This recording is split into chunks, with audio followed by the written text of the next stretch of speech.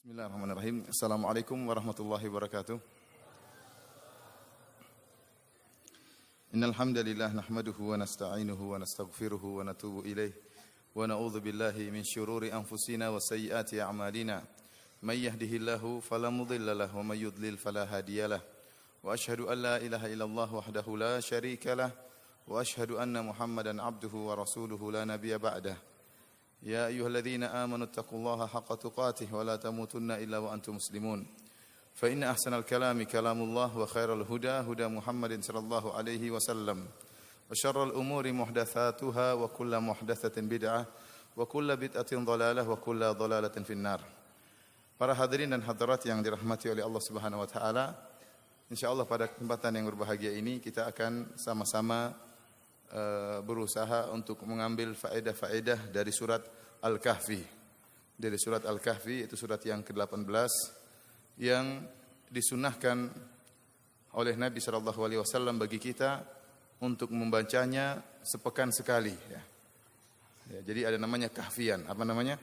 Kahfian. Setiap hari Jumat kita membaca surat Al-Kahfi. Karena keutamaan baca surat Al-Kahfi banyak. Di antaranya barang siapa yang menghafal 10 ayat dari surat Al-Kahfi di awal surat Al-Kahfi atau dari akhir surat Al-Kahfi, usima minad dajjal, maka dia akan diselamatkan dari fitnah dajjal. Di antaranya juga Nabi sallallahu alaihi wasallam bersabda dalam hadisnya, man qara'a surat Al-Kahfi fi yaumil jum'ah adha'a lahu minan nuri ma bainal jum'atain. Barang siapa yang baca surat Al-Kahfi pada hari Jumat, maka Allah akan berikan bagi dia cahaya di antara dua Jumat. Kata para ulama, maksudnya yaitu Allah akan berikan taufik kepada dia seakan-akan ada cahaya baginya sehingga dia terjauhkan dari dosa-dosa dan kemaksiatan antara satu Jumat dengan Jumat yang berikutnya. Dalam hadis yang lain juga kata Nabi sallallahu alaihi wasallam, man qara'a surat Al-Kahfi fi yaumil jum'ah sata'a lahu nurun min tahti qadamayhi ila ananis sama' yudhi'u lahu yaumal qiyamah. Kata Nabi sallallahu alaihi wasallam, barang siapa yang baca surat Al-Kahfi, maka akan keluar cahaya dari bawah kakinya sampai ke atas, sampai ke langit. Kapan? Pada hari kiamat, memberi cahaya, menerangi dia di hadapannya. Oleh karenanya surat Al-Kahfi memiliki keutamaan yang sangat indah, bermanfaat bagi kita di dunia, terlebih-lebih lagi di akhirat kelak. Tentunya tatkala Rasulullah sallallahu alaihi wasallam menganjurkan kita membaca surat Al-Kahfi sepekan sekali, ini menunjukkan surat Al-Kahfi surat yang penting. Buktinya dianjurkan oleh Nabi sallallahu alaihi wasallam untuk dibaca sepekan sekali. Maka kita perlu mengetahui apa sih kandungan dari surat Al-Kahfi ini.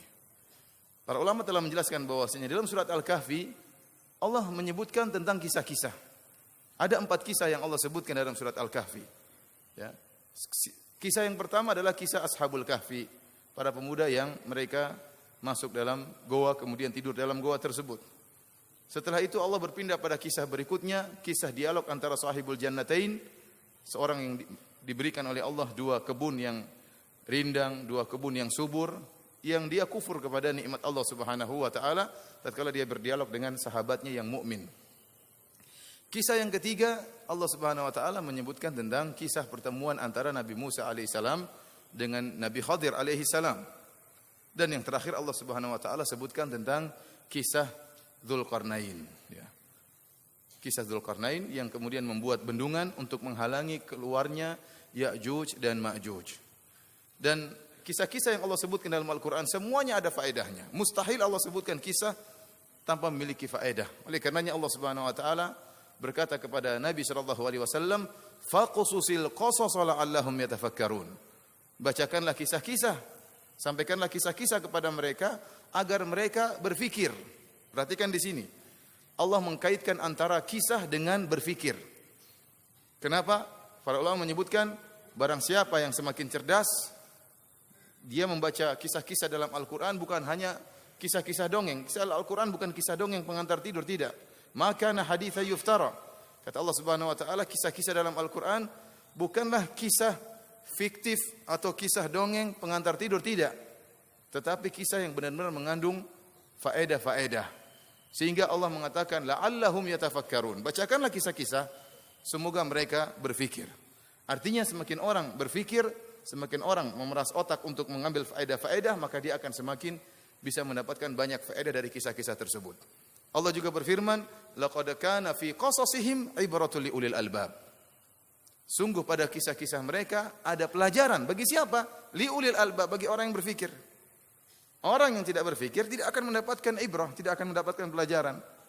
Maka ini menantang kita untuk merenungkan tentang faedah-faedah dari kisah-kisah yang Allah sebutkan dalam Al-Quran. Dan di antara uslub Allah Subhanahu wa taala dalam menyampaikan keimanan kepada hamba-hambanya adalah dengan metode kisah. Al-Quran memiliki banyak metode, seperti Allah menyebutkan tentang masalah keimanan dalam Al-Quran, masalah akidah, masalah hari akhir, masalah iman kepada Allah, kepada malaikat, Allah sebut dalam Al-Quran. Demikian juga Allah sebutkan tentang ahkam dalam Al-Quran, hukum-hukum. Bahkan Allah juga sebutkan tentang adab-adab dalam Al-Quran. Di antaranya Allah sebutkan kisah-kisah.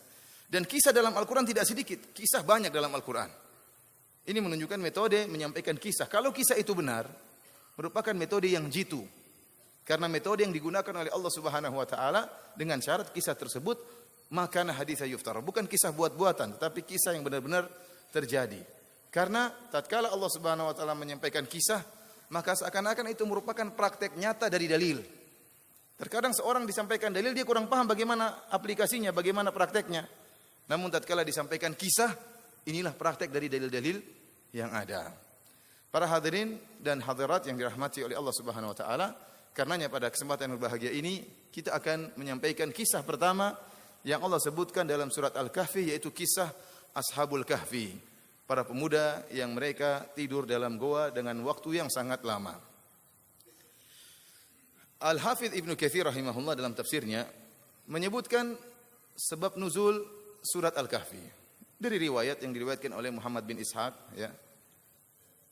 Beliau menyebutkan bahwasanya sebab nuzul dari surat Al-Kahfi adalah orang-orang musyrikin yang mereka pergi menemui pendeta Yahudi, para pendeta Yahudi. Jadi orang musyrikin ini selalu mencari kelemahan dakwah Nabi sallallahu alaihi wasallam. Mereka ingin membatalkan dan ingin membatilkan dakwah Nabi Muhammad sallallahu alaihi wasallam dengan berbagai macam cara. Akhirnya mereka bekerja sama dengan orang-orang Yahudi. Maka diutuslah dua orang dari kaum Quraisy, yaitu Uqbah bin Abi Mu'aid dan Nadhr bin Harith. Keduanya pergi menemui para pendeta Yahudi dan kemudian berbicara, bermusyawarah dengan para pendeta Yahudi ini tentang dakwah Nabi Muhammad sallallahu alaihi wasallam. Maka para pendeta Yahudi memberikan masukan kepada mereka.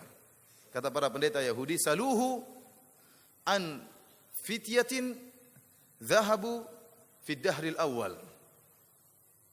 Madza kana amruhum? Fa inna amrahum ajib. Kata orang-orang Yahudi, karena mereka punya pengetahuan tentang kisah-kisah masa lalu, berbeda dengan orang-orang musyrikin. Orang musyrikin enggak punya kitab suci. Orang-orang Yahudi mereka punya Taurat, mereka punya kisah para nabi, mereka punya kisah-kisah yang menakjubkan. Maka mereka menyuruh orang-orang Quraisy untuk memberi pertanyaan kepada Nabi Muhammad sallallahu alaihi wasallam dengan 3 pertanyaan. Kalau 3 pertanyaan tersebut bisa dijawab, maka Muhammad adalah utusan Allah Subhanahu wa taala. Kalau ternyata Nabi Muhammad SAW tidak bisa menjawab, farrajul mutaqawwil, maka Nabi Muhammad hanyalah seorang pendusta. Pertanyaan pertama, kata pendeta Yahudi, saluhu an fityatin kharaju dhahabu fid dahril awal. Madza kana amruhum? Tanyakan kepada Muhammad tentang kisah para pemuda, beberapa pemuda yang keluar di masa lampau atau di awal hari. Bagaimana kisah mereka? Sungguhnya kisah mereka menakjubkan. Wasaluhu, dan tanyalah kepada Muhammad sallallahu alaihi wasallam, kepada dia si Muhammad, an rajulin tawafin, tentang seorang pengembara, balagha masyariqal ardi wa magharibiha, yang telah sampai pada timur bumi dan telah sampai pada barat bumi. Madza naba'uhu? Bagaimana kabar lelaki ini? Maksudnya tentang Dzulqarnain. Ini teka-teki yang diberikan oleh para pendeta Yahudi untuk ditanyakan kepada Nabi sallallahu alaihi wasallam. Pertanyaan yang ketiga, saluhu anir ruh. Tanyalah kepada Muhammad tentang ruh. Maka Uqbah bin Abi Mu'aid dan Nadhr bin Harith begitu gembira mendapatkan 3 teka-teki yang ditanyakan oleh pendeta Yahudi untuk ditanyakan kepada Nabi Muhammad SAW. Pulanglah mereka ketemu para pembesar-pembesar Quraisy. Akhirnya datanglah orang-orang Quraisy mengetes Nabi SAW. wasallam. Maka mereka tanya, wahai Muhammad, kabarkanlah kepada kami tentang para pemuda yang keluar di pagi hari, bagaimana kisah mereka? Sungguh kisah mereka menakjubkan. Kalau kita perhatikan, pertanyaan-pertanyaan yang disampaikan oleh para pendeta Yahudi ini adalah pertanyaan ta'jiz, pertanyaan yang memang tidak ingin bisa dijawab. Kalau orang kasih teka-teki, harusnya kasih kata-kata kunci, ya. Tapi kalau pertanyaannya terlalu global, tanyakan kepada Muhammad tentang para pemuda yang keluar di pagi hari, perkara mereka menakjubkan. Ini terlalu global. Para pemuda yang keluar di pagi hari sangat banyak, ya. Ada di Lombok pagi hari keluar, ada di Bima di pagi hari keluar, ya. Ada di Irian para pemuda keluar. Itu terlalu global, ya. Kalau kasih teka-teki, ya, ada para pemuda yang keluar pada tahun sekian atau di abad berapa atau di zaman Nabi siapa. Ini baru mungkin bisa dijawab. Tapi kalau pertanyaannya terlalu global, tanyakan tentang para pemuda yang mereka keluar di pagi hari atau di zaman lampau, bagaimana kisah mereka yang menakjubkan. Tidak disebutkan sama sekali tentang goa. Jadi memang pertanyaan ingin membuat Nabi tidak bisa jawab. Pertanyaan kedua pun demikian, sangat global, sangat umum. Saluhu an rajulin tawafin. Tanyalah kepada Muhammad tentang seorang pengembara yang telah sampai ke barat bumi maupun ke timur bumi. Mana ba'uhu, bagaimana kisah orang ini? Ini juga namanya pengembara banyak. Bajak laut pun sampai ke timur bumi, sampai ke barat bumi. Padahal maksud dia adalah siapa? Dzulqarnain. Kemudian tanyakan kepada dia tentang ruh. Maka Nabi SAW disebutkan dalam riwayat, ya, dia mengatakan bahwasanya sa'ukhbirukum ghadan, saya akan kabarkan kepada kalian besok. Ternyata Allah Subhanahu wa taala tidak menurunkan surat sebagai jawaban kepada Nabi SAW. Ditunggulah oleh orang-orang kafir Quraisy, besok enggak ada jawaban. Besoknya lagi, lusa tidak ada jawaban. Kalau tidak salah sampai 15 hari atau 2 pekan baru kemudian turun surat Al-Kahfi. Tatkala tidak turun, maka orang-orang kafir Quraisy mulai mengejek Nabi sallallahu alaihi wasallam, ini rajul mutaqawwil, ini orang pendusta. Mana jawabannya? Kalau dia nabi, dia harusnya tahu jawabannya. Namun setelah 2 minggu baru kemudian turunlah surat Al-Kahfi. Inilah sebab nuzul yang disebutkan oleh seluruh para ahli tafsir. Ya, meskipun dalam sanadnya masih dipermasalahkan, ya, tetapi inilah sebab nuzul yang disebutkan oleh para ahli tafsir tentang turun surat Al-Kahfi. Kita akan bacakan surat Al-Kahfi tersebut dengan tafsiran yang ringkas yang saya ambil dari beberapa buku. Yang paling utama adalah 4 buku, yaitu tafsir Ibnu Katsir, kemudian tafsir Al-Qurtubi, kemudian tafsir Abdurrahman bin Nasr As-Sa'di, dan tafsirnya Adwa'ul Bayan, yaitu Asy-Shinqiti rahimahumullahu jami'an. Allah Subhanahu wa taala berfirman, yang punya Al-Qur'an tolong dibuka, yang punya terjemahan tolong dibuka, ya. Ayat yang pertama, Allah Subhanahu wa taala berfirman, Alhamdulillahilladzi anzala ala abdihil kitaba wa lam yaj'al lahu iwaja. Segala puji bagi Allah yang telah menurunkan kepada hambanya Al-Qur'an. Wa lam yaj'al lahu iwaja, dan Allah tidak menjadikan pada Al-Qur'an tersebut ada kebengkokan, ada kemiringan. Di ayat ini Allah memuji dirinya dengan nikmat yang sangat agung, dan Allah berhak untuk dipuji dengan seluruh nikmat yang Allah berikan kepada kita. Tetapi Allah memilih salah satu nikmat yang sangat agung yang Allah berikan kepada hambanya, yaitu Al-Quran. Turunnya Al-Quran merupakan nikmat yang sangat agung, nikmat yang sangat besar. Maka Allah khususkan penyebutannya di awal surat Al-Kahfi. Alhamdulillahilladzi anzala ala abdihil kitab. Segala puji bagi Allah yang telah menurunkan bagi hambanya, yaitu Muhammad sallallahu alaihi wasallam, Al-Quran. Wa lam yaj'al lahu iwaja, dan Allah tidak menjadikan Al-Quran tersebut bengkok. Kata Syekh Muhammad Al-Amin Asy-Shinqiti rahimahullah, iwaja, ya, itu adalah suatu kalimat nakirah dalam konteks penafian. Walam yaj'al lahu iwaja. Dan kami tidak menjadikan kebengkokan dalam Al-Quran tersebut. Oleh karenanya kalimat nakirah jika datang dalam bentuk nafi memberikan faedah ta'um, memberikan faedah keumuman. Tidak ada kebengkokan dalam Al-Quran dalam segala hal, dalam hukum-hukumnya, dalam kisah-kisahnya, ya, dalam kabar-kabarnya, ya, dalam hikmah-hikmahnya, tidak ada kebengkokan sama sekali. Wa tammat kalimatu rabbika sidqan wa adla. Dan telah sempurna kalimat-kalimat Rabbmu sidqan wa adla, sidqan yaitu dalam kabar-kabarnya tidak ada pertentangan, semuanya benar. Adla dalam hukum-hukumnya, semua hukum-hukum dalam Al-Qur'an semuanya adil. Kemudian kata Allah Subhanahu wa taala, qayyiman liyunzira ba'san syadida. Al-Quran tersebut qayyimah, lurus. Ini salah satu tafsir dari kalimat qayyiman, yaitu lurus. Inna hadzal Qur'ana yahdi lillati hi aqwam. Sungguhnya Quran ini memberi petunjuk kepada jalan yang lurus. Di antara fungsi Al-Quran, memberi inzar, peringatan, dan beri kabar gembira. Kata Allah, liyunzira ba'san syadidan min ladunhu. Untuk memberi peringatan kepada adab yang pedih terhadap orang-orang yang menyeleweng dari Al-Quran. Diberi peringatan dengan adab yang pedih. Wa yubashshiral mu'minina alladzina ya'maluna shalihat. Dan beri kabar gembira kepada orang-orang yang beriman. Siapa? Yang mengamalkan amalan-amalan saleh. Anna lahum ajran hasanah. Bagi mereka ganjaran yang indah. Makithina fihi abada. Ganjaran indah tersebut adalah surga. Makithina fihi abada. Dan mereka akan kekal dalam surga tersebut.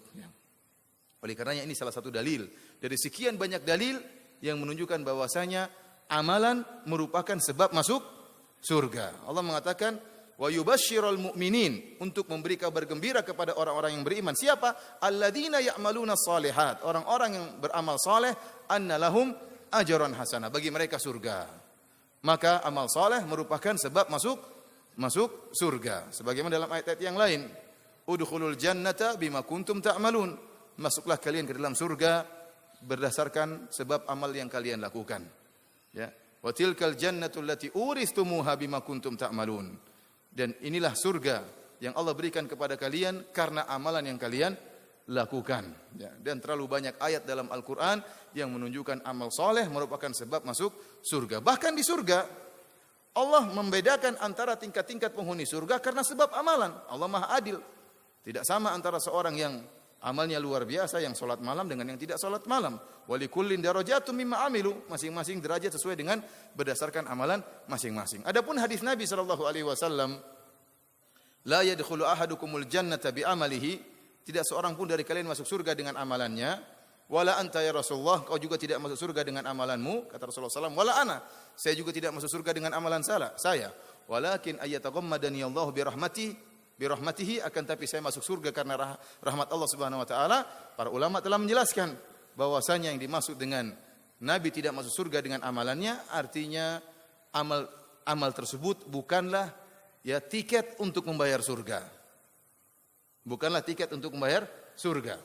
Tetapi Rasulullah SAW masuk surga dan kita orang-orang juga masuk surga dengan rahmat Allah Subhanahu wa taala. Kenapa? Karena amal kita ini tidak cukup untuk membayar surga. Ya ikhwan, sebagaimana telah kita sampaikan tentang pesona akhirat. Kalau kita berbicara tentang salah satu nikmat surga saja, seperti bidadari yang begitu indahnya, yang kata Nabi sallallahu alaihi wasallam, "Lau tala'at imra'atun min ahlil jannah la adha'at ma bainahuma." Seandainya ada seorang wanita surga nongol di atas muka bumi ini, maka akan menerangi isi dunia tersebut. Ya, seandainya seluruh muka bumi ini gelap, kemudian muncul bidadari, maka akan terang benderang. Wa mala'at ma bainahuma riha, bukan cuma terang benderang, bahkan akan tersebar bau yang semerbak di seluruh penjuru alam semesta ini gara-gara seorang bidadari.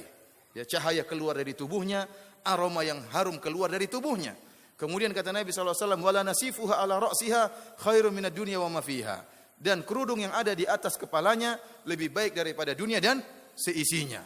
Lebih baik daripada dunia dan seisinya. Artinya apa? Kalau antum mencari 100 wanita tercantik di dunia ini, antum kumpulkan, terus antum bandingkan dengan kerudung bidadari, masih lebih oke kerudung bidadari. Iya, karena Nabi mengatakan lebih baik daripada dunia dan seisinya. Itu baru kerudungnya, belum hidungnya, belum anunya ya, belum bibirnya. Oleh karenanya, amalan antum untuk bayar bidadari ini bukan cuma 10 tahun antum nikah sama dia, bukan cuma 100 tahun, bukan 1000 tahun. Bukan 1 miliar tahun, bukan 1 triliun tahun. Selama-lamanya tanpa batas. Terus antum bandingkan dengan amal soleh antum yang cuma berapa tahun. Antum baru dapat hidayah pun baru-baru. Mungkin baru sholat baru berapa tahun. Ya. Kemudian taruhlah antum beribadah 40 tahun selama di atas muka bumi ini. Ya. Antum bandingkan amalan antum untuk dapat bidadari. Gak pantas. Sudah sholat malam juga jarang. Kemudian sholat pun tidak khusyuk, pikiran kemana-mana. Belum ditambah gibahnya. Belum ditambah. Terus mau bayar bidadari. Gak cukup. Oleh karenanya seorang tidak masuk surga dengan menjadikan amalannya sebagai tiket untuk bayar apa? Bayar surga. Tidak mungkin, mustahil. Amalan 40 tahun untuk bayar bidadari selama-lamanya mustahil. Itulah maksud hadis Nabi SAW, la yadkhulu ahadukumul jannata bi amalihi. Tidaklah seorang masuk surga dengan amalan dia. Amalan dia bukan tiket. Tetapi amalan dia merupakan sebab rahmat Allah Subhanahu wa taala. Oleh karena kalau ada orang mengatakan, kita masuk surga bukan dengan amal tapi dengan rahmat. Kita tanya sama dia, "Thayyib, saya setuju dengan Anda bahwasanya kita masuk surga dengan rahmat Allah. Bagaimana kita meraih dengan rahmat Allah? Dengan sebab apa kita meraih rahmat Allah?" Jawabannya dengan sebab amal, maka perkaranya sama saja.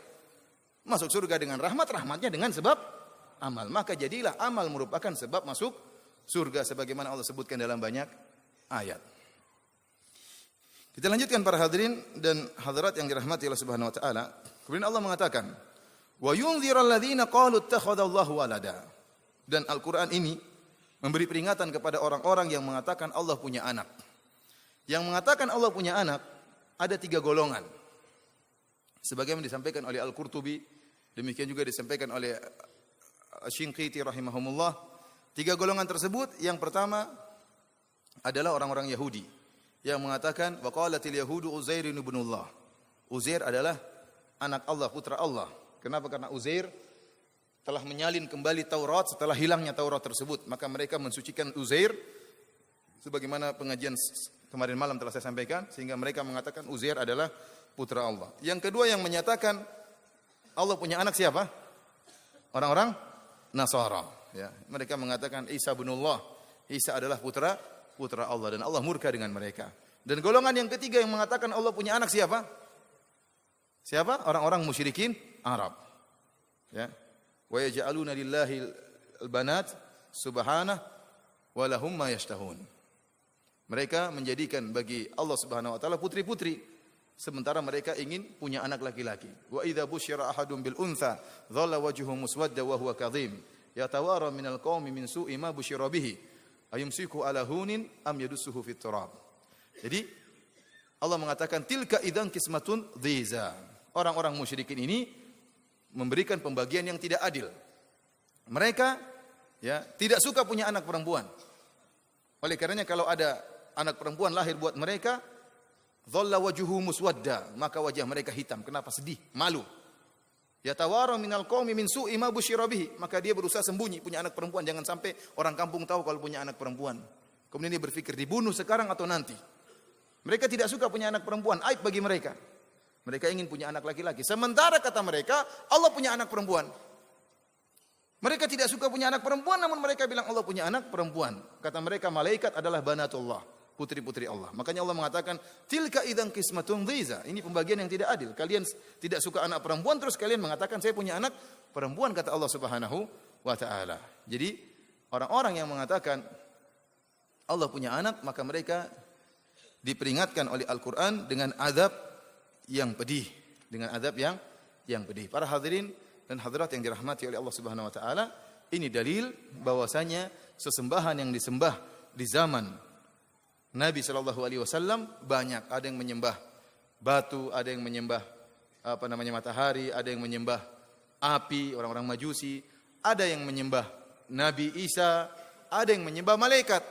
Di antara yang menyembah malaikat adalah kaum musyrikin Arab. Dan saya sering sampaikan bahwasanya ya seorang yang berdoa kepada malaikat maka dia musyrik dengan kesepakatan para ulama. Kalau misalnya tidak turun-turun hujan, sudah lama tidak turun hujan, maka kemudian ada seorang berdoa kepada malaikat dengan mengatakan wahai malaikat pengatur hujan, turunkan hujan. Orang ini musyrik atau tidak? Musyrik. Padahal dia minta hujan kepada malaikat yang dipercayakan oleh Allah untuk mengatur hujan. Itu pun musyrik. Padahal malaikat itu benar-benar mengatur hujan atas perintah Allah Subhanahu wa taala. Namanya tauhid harus minta kepada pengaturnya, kepada Allah, bukan kepada malaikat. Padahal malaikat itu benar-benar mengatur hujan, itu pun kesyirikan, bagaimana lagi minta kepada penghuni kubur yang tidak mengatur apa-apa? Bagaimana lagi minta kepada penghuni kubur yang tidak mengatur apa-apa? Yang dia tidak bisa apa-apa lagi setelah meninggal. In qata amaluhu, amalannya terputus. Dia tidak bisa mandi, maka kita yang mandikan. Dia tidak bisa sholat, maka kita yang sholatkan. Dia tidak bisa pakai baju, maka kita yang kafankan. Dia tidak bisa berdoa, maka kita yang doakan. Dia tidak bisa masuk ke rumahnya, maka kita yang kuburkan. Lantas setelah kita lakukan itu semua, kemudian kita minta kepada dia. Kita bilang, Mbah, Saya sudah nikah 10 tahun enggak punya anak, Mbah. Mbahnya bilang, saya dulu juga mandul, tahu enggak? Saya masih hidup aja mandul, apalagi sudah mati. Para hadirin rahmati Allah Subhanahu wa taala. Kita lanjutkan. Allah mengatakan, "Malahum bihi min ilmin wala li abaihim." Mereka tidak punya ilmu sama sekali dan juga tidak nenek moyang mereka. Ini semua hanya perkataan turun temurun yang mereka wariskan tentang Allah punya anak, kesyirikan ini. Kaburat kalimatan takhruju min afwahihim iyaquluna illa kadhiba. Sungguh besar kedustaan, ya. Kalimat buruk sekali kalimat yang keluar dari mulut mereka tatkala mereka mengatakan Allah punya anak. Iyaquluna illa kadhiba. Tidaklah mereka berkata kecuali kedustaan.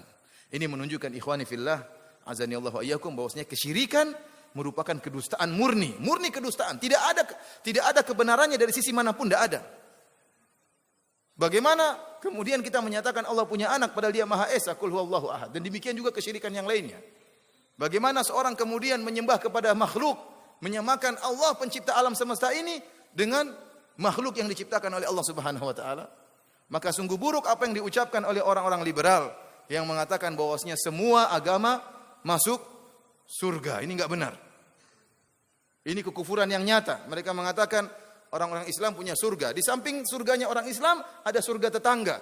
Surga Yahudi, surga Nasara. Bisa jalan-jalan ke surga tersebut. Ini kedustaan yang nyata.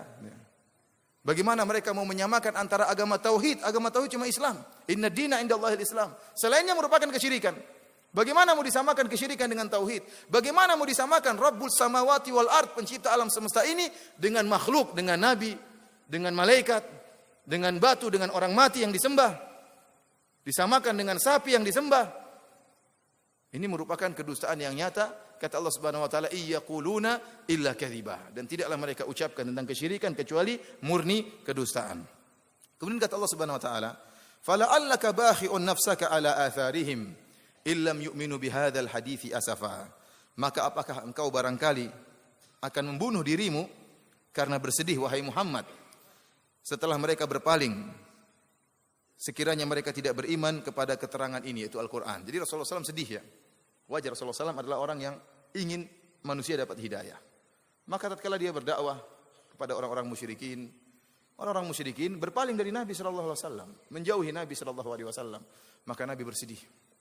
Ya, Nabi bersedih. Allah tegur, jangan terlalu bersedih. Jangan terlalu bersedih. Kenapa? Karena kalau orang terlalu bersedih, ya, ada masalah dia hadapi, kemudian dia terlalu bersedih, maka banyak kemaslahatan yang akan terhalangi. Orang kalau misalnya berdakwah kemudian dicela, kemudian dia mikir celaan tersebut, akhirnya dia tidak ngisi pengajian, akhirnya dia mungkin kurang perhatian sama istrinya, akhirnya dia mungkin kurang perhatian terhadap anak-anaknya. Kenapa? Terlalu sedih. Kita akan mengalami banyak permasalahan yang buat kita bersedih. Sedih wajar, tapi jangan berlebih-lebihan.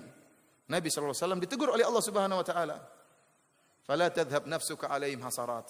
Ya, kata Allah Subhanahu wa taala, jangan kau wala tahzan alaihim. Jangan kau sedih terhadap mereka. Jangan kau terlalu menyesal dengan kepergian mereka. Demikianlah namanya dakwah. Ada yang dapat hidayah dan ada yang dirisatkan oleh Allah Subhanahu wa taala. Maka Allah menegur Nabi tatkala orang-orang musyrikin pergi meninggalkan Nabi bacakan Al-Qur'an, mereka berpaling, maka Nabi bersedih. Allah mengatakan, "Fala'allaka bakhi'un nafsak." Jangan sampai kau terlalu bersedih sehingga membunuh dirimu karena kesedihan yang berlebihan. Kemudian Allah jelaskan, "Inna ja'alna ma 'alal ardi zinatan laha linabluwahum ayyuhum ahsanu amala." Sungguhnya kami telah menjadikan apa yang ada di atas muka bumi ini sebagai perhiasan bagi bumi tersebut. Buat apa? Linabluwahum ayyuhum ahsanu amala. Agar kami menguji manusia mana di antara mereka amalannya yang terbaik. Wa inna laja'iluna ma 'alaiha sa'idan juruza. Dan kami akan menjadikan apa yang ada di atas muka bumi tersebut menjadi tanah yang tandus lagi rata. Ya, jadi seakan-akan ada dua tafsiran di kalangan para ulama tentang wa inna laja'iluna ma 'alaiha sa'idan juruza, kami akan menjadikan tanah tersebut tanah yang tandus. Ada yang mengatakan bahwasanya ini perumpamaan tentang dunia. Bahwasanya dunia itu indah namun akan sirna. Sebagaimana tumbuh-tumbuhan dalam ayat yang lain, sebagaimana tumbuh-tumbuhan yang kemudian tumbuh di atas muka bumi tersebut dalam keadaan hijau, kemudian akhirnya mengering, kemudian hilang, kemudian jadi tanah yang tandus, demikianlah dunia ini akan hilang. Tafsiran yang kedua mengatakan bahwasanya yang dimaksud oleh Allah dengan ayat ini bahwasanya kami akan menjadikan bumi ini sebagai padang mahsyar. Sa'idan juruza, akan kami jadikan datar dan tandus, dan itu adalah kondisi padang mahsyar pada hari kiamat. Allah mengatakan, yauma tubaddalul ardu ghairal ard. Hari di mana kami mengganti bumi dengan bumi yang lain. Wa idzal ardu muddat, tatkala bumi ditarik. Ya. Artinya bumi yang tadinya bulat ditarik menjadi rata oleh Allah Subhanahu wa taala. Kapan terjadinya? Pada hari kiamat. Allah hancurkan gunung-gunung yang ada di atas muka bumi tersebut. Wa yas'alunaka 'anil jibal faqul yansifuha rabbi nasfa fayadharuha qa'an safsafa la tara fiha iwaja wala amta. Mereka bertanya kepada engkau tentang gunung, wahai Muhammad, katakanlah bumi tersebut akan dihancurkan oleh Allah Subhanahu wa taala dengan sehancur-hancurnya. Maka kau akan melihat bumi tidak ada gunungnya dan tidak ada lembahnya, rata, dijadikan datar. Itu di padang mahsyar, baru kemudian manusia akan dikumpulkan di padang tersebut. Artinya seakan-akan Allah mengatakan, wahai Muhammad, jangan kau terlalu bersedih dengan mereka. Kehidupan dunia cuma sebentar. Keindahan bumi yang kau lihat ini akan selesai, akan sirna, akan berganti dengan hari kiamat. Maka jangan kau terlalu bersedih, teruskan dakwahmu. Kemudian Allah Subhanahu wa taala mulai masuk dalam kisah Ashabul Kahfi sebagai jawaban atas pertanyaan orang-orang musyrikin terhadap Nabi sallallahu alaihi wasallam yang mereka mengambil pertanyaan tersebut dari orang-orang Yahudi. Kata Allah, am hasibata anna ashabal kahfi war raqimi kanu min ayatina ajaba.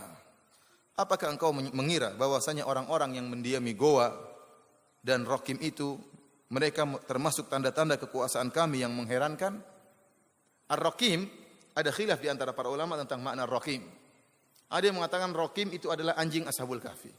Ada yang mengatakan Raqim adalah nama batu yang ada di gua tersebut. Ada yang mengatakan Raqim adalah nama lembah yang ada di gua tersebut. Namun pendapat yang dipilih oleh Ibnu Jarir At-Tabari dan juga dipilih oleh Ibnu Katsir dan dipilih oleh Syekh Muhammad Al-Amin Al-Shinqiti rahimahullahu taala, Ar-Raqim fa'il bermakna maf'ul, artinya al-marqum, artinya yang tertulis. Disebutkan oleh para ahli tafsir bahwasanya tatkala penduduk akhirnya mendapati Ashabul Kahfi meninggal di dalam gua tersebut, maka mereka menuliskan kisah Ashabul Kahfi dalam sebuah prasasti. Dari batu mereka tuliskan kisah Ashabul Kahfi. Itu namanya Raqim. Ada yang mengatakan mereka menulis di atas lembaran emas, dalam lempengan emas. Intinya mereka tulis kisah Ashabul Kahfi sebagai pelajaran bagi orang-orang sesudahnya. Allah mengatakan, ayat ini maksudnya bagaimana? Maksudnya, wahai Muhammad, mereka bertanya kepada engkau tentang kisah Ashabul Kahfi dan mereka menganggap kisah Ashabul Kahfi adalah kisah yang menakjubkan. Katakanlah bahwa masih ada ayat-ayat Allah yang lain yang lebih menakjubkan daripada Ashabul Kahfi. Maksud ayat ini demikian, sebagaimana dijelaskan oleh para ahli tafsir. Am hasibata, apakah kau menyangka bahwasanya Ashabul Kahfi menakjubkan? Masih ada yang lebih menakjubkan daripada kisah Ashabul Kahfi. Apa sih kisah Ashabul Kahfi? Kisah Ashabul Kahfi cuma ada beberapa pemuda yang tidur 309 tahun kemudian dibangunkan oleh Allah. Ini menakjubkan. Tetapi yang lebih menakjubkan lebih banyak. Penciptaan langit ini menakjubkan. Penciptaan manusia dari tidak ada menjadi ada. Ini menakjubkan. Daripada hanya sekedar tidur 300 tahun kemudian bangun lagi. Manusia dari air mani menjadi manusia ini menakjubkan. Penciptaan bumi menakjubkan. Langit yang begitu luasnya menakjubkan. Isra Mi'raj menakjubkan. Masih banyak yang lebih menakjubkan daripada Ashabul Kahfi. Kemudian Allah Subhanahu wa taala mulai menceritakan kisah Ashabul Kahfi. Kata Allah, "Idz awal fityatu ilal kahfi faqalu rabbana atina min ladunka rahmatan wa hayyi' lana min amrina rasyada." Tatkala para pemuda itu mencari tempat berlindung di dalam goa, lalu mereka berdoa, "Wahai Tuhan kami, berikanlah rahmat kepada kami dari sisimu dan sempurnakanlah bagi kami petunjuk yang lurus dalam urusan kami ini." Siapakah para pemuda ini? Al-Hafidz Ibnu Katsir rahimahullah ta'ala menyebutkan dalam tafsirnya, beliau mengatakan salaf dan khalaf banyak di antara mereka menyebutkan kisah Ashabul Kahfi adalah tentang kisah 7 pemuda yang hidup di suatu zaman. Zaman ini diperselisihkan oleh para ulama. Apakah mereka hidup di zaman Nabi Isa alaihissalam ataukah mereka hidup sebelum zaman Nabi Isa alaihissalam? Al-Hafidz Ibnu Katsir merajihkan bahwasanya mereka ini hidup di zaman sebelum Nabi Isa. Jadi mereka bukan orang-orang Nasara. Mereka adalah pengikut Nabi Musa alaihissalam. Kenapa? Karena dalilnya, kata Ibnu Katsir, orang-orang Yahudi perhatian terhadap kisah ini. Seandainya itu terjadi di zaman setelah Nabi Isa, maka orang Yahudi tidak terlalu perhatian dengan kisah ini. Wallah alam, ini pendapat Al-Hafidz Ibnu Katsir rahimahullah. Kita tidak tahu di zaman manakah mereka pernah hidup. Yang jelas disebutkan bahwasanya mereka adalah 7 pemuda yang hidup di satu zaman, di zaman seorang raja yang namanya siapa tadi? Dakianus. Saya tadi lupa terus, saya suruh Bang Dung ingat ya. Namanya siapa? Dakianus. Enggak apa, enggak usah dihafal, enggak keluar di ujian. Enggak. Namanya siapa? Dakianus ya. Mereka hidup di zaman tersebut. Raja ini adalah raja yang musyrik dan seluruh warganya, rakyatnya juga musyrikun. Mereka menyembah berhala dan mereka punya acara tahunan. Mereka pergi ke suatu lapangan terbuka sambil membawa hewan-hewan untuk disembelih dan dikorbankan bagi berhala-berhala mereka. Maka berangkatlah mereka pada suatu hari, seluruh penduduk negeri, raja-rajanya, pejabat-pejabatnya, menteri-menterinya, semua keluar, termasuk anak-anak muda ini.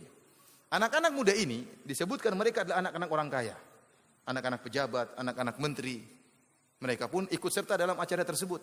Tatkala acara kesyirikan dimulai, maka salah seorang dari pemuda ini keluar, dia tidak suka dengan kesyirikan. Maka dia pun keluar, antum bisa lihat kisahnya di tafsir Ibnu Katsir rahimahullah taala. Maka dia pun keluar menjauh dari kumpulan orang-orang tersebut, lalu dia beristirahat di bawah sebuah pohon. Menjauh dari mereka. Tidak lama kemudian datang orang kedua, keluar juga. Tidak saling mengenal, duduk juga di pohon. Ada apa ini, kok ikut-ikutan saya dalam hati. Datang yang ketiga, keluar juga. Sampai 7 orang, kemudian mereka diam-diaman dalam apa? Di bawah pohon. Akhirnya diam-diaman, mereka saling takut kalau ketahuan, ternyata mereka pergi gara-gara tidak suka dengan kesyirikan. Akhirnya yang satu berbicara, sudahlah, kenapa saya kesini karena saya tidak suka dengan kesyirikan. Maka yang lain mengatakan, saya juga. Ternyata 7 orang tersebut ya memisahkan diri karena tidak suka dengan kesyirikan. Dan Ibnu Katsir menyebutkan hadis arwahun junudun mujannadah. Bahwasanya ruh-ruh itu saling berkelompok-kelompok. Tatkala orang yang suka dengan tauhid, dia akan berkumpul dengan orang yang bertauhid. Orang yang suka bermaksiat berkumpul dengan orang yang bermaksiat. Orang yang suka kesyirikan berkumpul dengan orang kesyirikan. Allah menjadikan mereka berkumpul tanpa mereka sepakati terlebih dahulu. Maka setelah mereka berkumpul, maka mereka pun berpisah dari masyarakat dan mereka membuat semacam ma'bad, semacam tempat ibadah yang mereka bertauhid kepada Allah di tempat ibadah tersebut. Jadilah seluruh rakyat di negeri tersebut hasut sama mereka. Ini kenapa mereka bikin tempat ibadah sendiri? Maka mereka pun rakyat melaporkan para pemuda ini kepada Raja Dakianus. Dilaporkanlah. Maka dipanggillah mereka oleh Raja Dakianus. Ternyata mereka adalah anak-anak pejabat. Dikenal oleh raja tersebut. Orang kaya semuanya, pakaiannya bagus-bagus. Maka sang raja mengatakan, buka pakaian kalian. Pakaian indah mereka buka. Disuruh ganti dengan pakaian yang biasa, pakaian orang miskin. Kemudian mereka diperintahkan untuk kembali kepada agama nenek moyang mereka, untuk berbuat kesyirikan. Mereka tidak mau. Mereka tidak mau. Karena mereka tidak mau, akhirnya sang raja kasihan lihat mereka. Mereka ini anak muda, masih muda-muda. Ya udahlah, kalian saya kasih waktu untuk berpikir. Dikasih beberapa waktu untuk berpikir, tidak langsung dihukum oleh sang raja. Dan tatkala mereka diberi waktu untuk berpikir ini, maka mereka berpikir untuk kabur. Kaburlah mereka meninggalkan negeri tersebut, pergi menuju goa. Ini ceritanya. Cerita tentang Ashabul Kahfi. Mereka tatkala pergi ke goa, mereka mengatakan, Rabbana atina min ladunka rahmah. Ya Allah, berikanlah kepada kami rahmat. Perhatikan di sini rahmat juga adalah isim nakirah. Isim nakirah dalam siyak talab, meminta.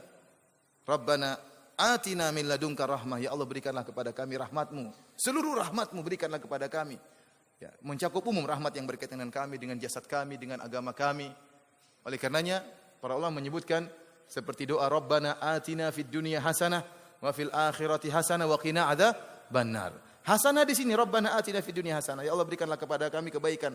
Hasanah di sini adalah nakirah dalam konteks talab, meminta, maka memberikan faedah keumuman. Oleh karenanya barang siapa yang ingin minta dunia apa saja, kalau dia baca doa ini maka sudah cukup. Minta dunia apa saja, dia mengatakan Rabbana atina fid dunya hasanah, dalam benaknya ingin sesuatu, maka sudah cukup, karena hasanah sini mencakup seluruh kebaikan dunia.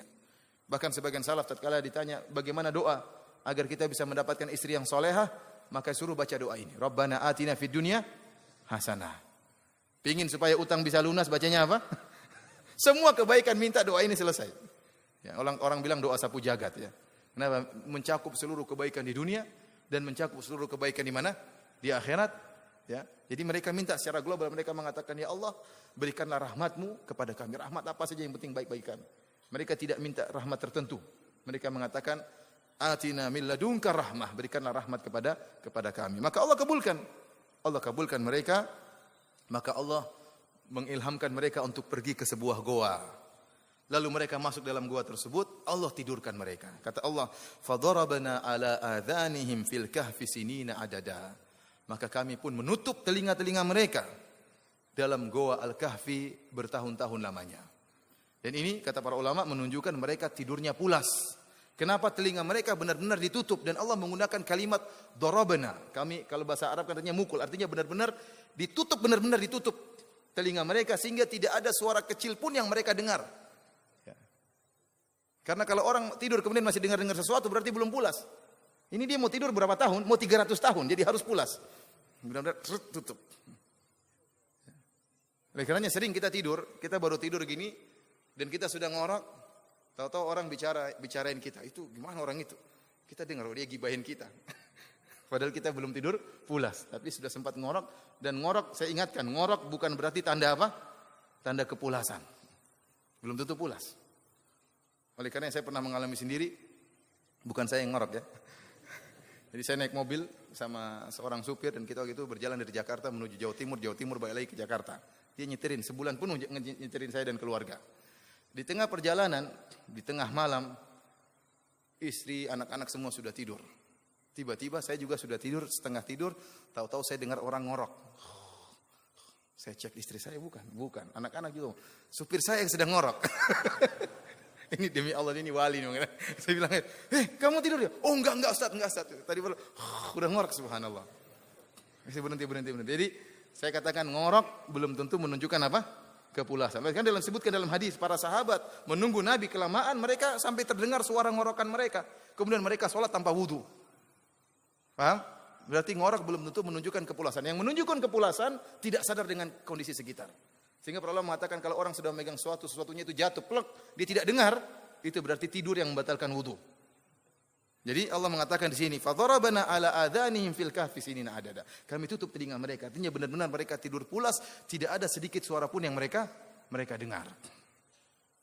Thumma ba'athnahum lina'lama ayyul hizbaini ahsa lima labithu amada.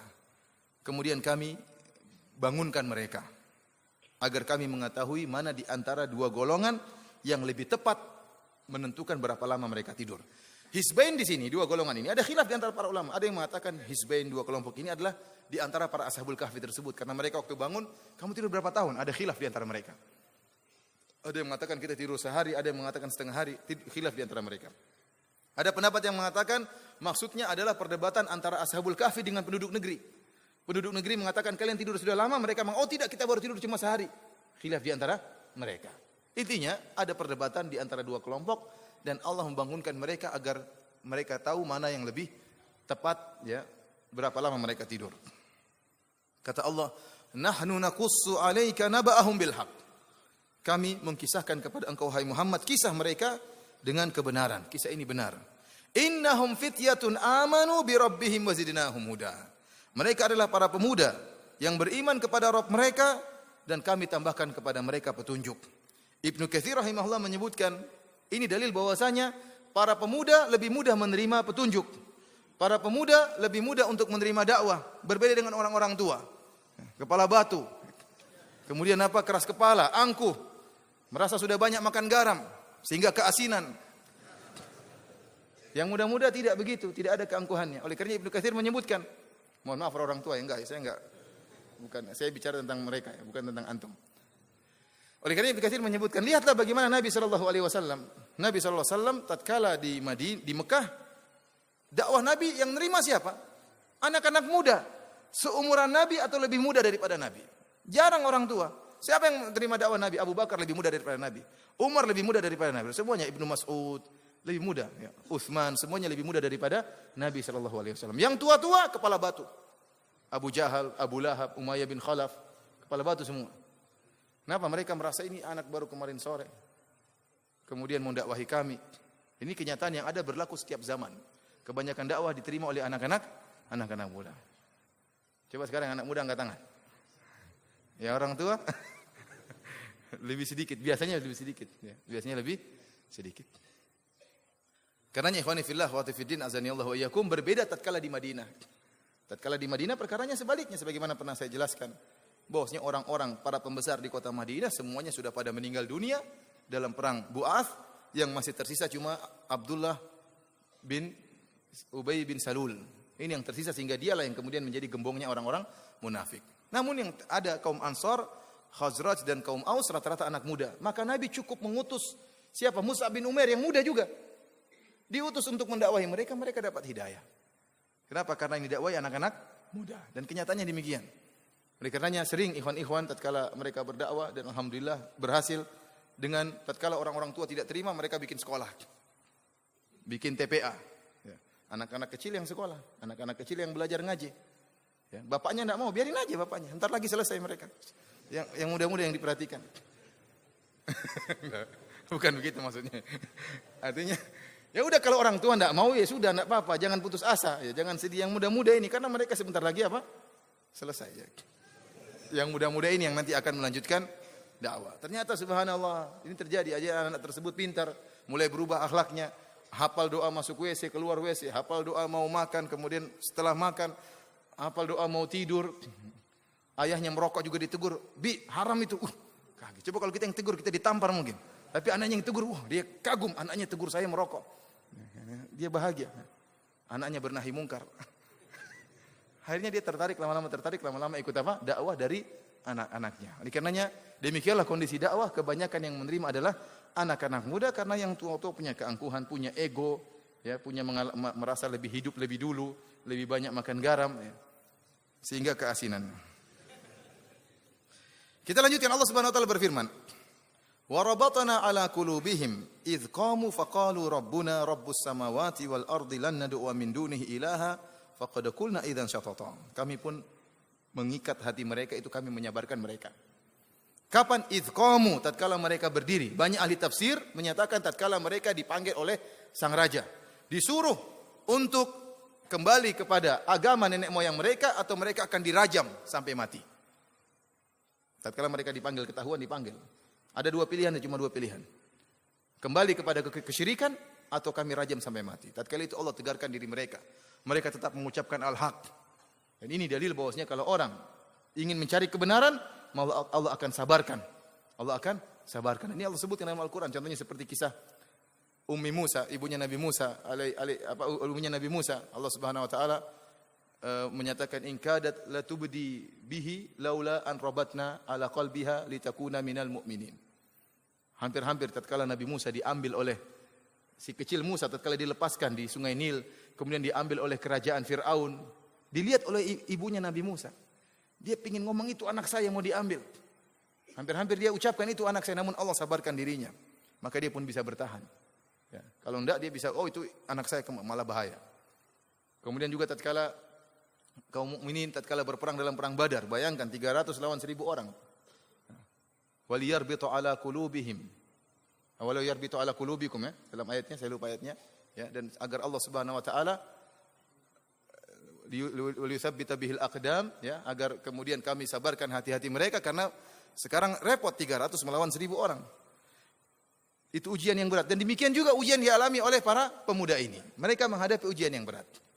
Ujian yang mereka hadapi, pertama, saya katakan mereka anak-anak orang kaya. Mereka anak-anak orang kaya. Kemudian mereka harus hidup miskin. Kenapa? Diusir dari negerinya. Pakaiannya disuruh ganti dengan pakaian orang miskin. Dan ini merupakan kesulitan tersendiri. Biasa hidup dengan hidup yang mewah, maka harus ditinggalkan hidup yang mewah tersebut demi tauhid kepada Allah Subhanahu wa taala. Kemudian harus pergi ke mana? Ke goa yang tidak ada makanan di situ, tidak ada minuman di situ. Yang biasanya mungkin tidur di kasur harus tidur di goa, di atas tanah. Ini ujian tersendiri. Maka kalau Allah tidak sabarkan mereka, mereka tidak bakalan sabar. Ya ikhwan, terkadang ada kondisi di mana seorang mustahil dia bisa bersabar, namun Allah sabarkan dia. Kenapa? Karena dia ingin bertauhid kepada Allah Subhanahu wa taala. Kemudian di antara kesabaran yang harus mereka hadapi, ya mereka harus menyelisihi seluruh penduduk negeri. Bayangkan seluruh penduduk negeri semuanya musyrikin. Bapak-bapak mereka, mama-mama mereka, semuanya musyrikin. Cuma 7 orang ini yang tidak musyrik. Ini berat, menyelisihi masyarakat yang terjerumus dalam kemaksiatan, yang terjerumus dalam kesyirikan, dicerca oleh mereka, dihina oleh mereka. Ini butuh kesabaran. Oleh karenanya Allah mengatakan, wa rabatna ala qulubihim. Kami mengkokohkan hati mereka untuk mereka bersabar. Idz qamu faqalu rabbuna. Tatkala mereka diancam oleh sang raja, kembali kepada kesyirikan atau tidak kami rajam kalian. Maka mereka dengan berani mengatakan, Rabbuna Rabbus samawati wal ardi lan nad'uwa min dunihi ilaha. Kami tidak akan berbuat kesyirikan wahai raja. Raja siapa tadi namanya? Daknius. Apa? Daknius. Hah? Bukan Daknius. Ibnu Katsir menyebutkan apa? Mungkin dalam riwayat yang lain saya enggak tahu, Allah alam. Ada ius-iusnya pokoknya. Akhirnya mereka berkata di hadapan sang raja, kami tidak menyembah kecuali pencipta langit dan bumi, kecuali penguasa langit dan bumi. Lan nad'u min dunihi ilaha. Kami tidak akan berdoa kepada selain Allah Subhanahu wa taala. Laqad qulna idzan syatata. Kalau kami sampai berdoa kepada selain Allah, kami berbuat kesyirikan, maka kami telah melenceng jauh dari kebenaran. Haula'i qaumun attakhadhu min dunihi ilaha. Bayangkan, mereka berani mengucapkan al-haq di hadapan sang raja langsung. Ini perlu kesabaran, ya. Perlu kesabaran, bukan mereka ngomong di belakang, tidak, di depan sang raja. Oleh karena Nabi SAW mengatakan, afdhalul jihad kalimatu haqqin inda sultanin jair. Jihad yang paling utama, yang paling afdal adalah berkata kebenaran langsung di hadapan apa? Inda, di sisi sang raja langsung. Siapa tahu dia dapat hidayah. Dan ini spekulasi tinggi. Bisa jadi sang raja tersentak dapat hidayah, bisa jadi dia marah, dia bunuh. Makanya dikatakan afdhalul jihad.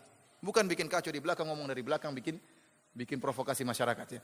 Di sini mereka berbicara langsung di hadapan sang raja, kemudian mereka mengatakan haula'i qaumun attakhadhu min dunihi ilaha.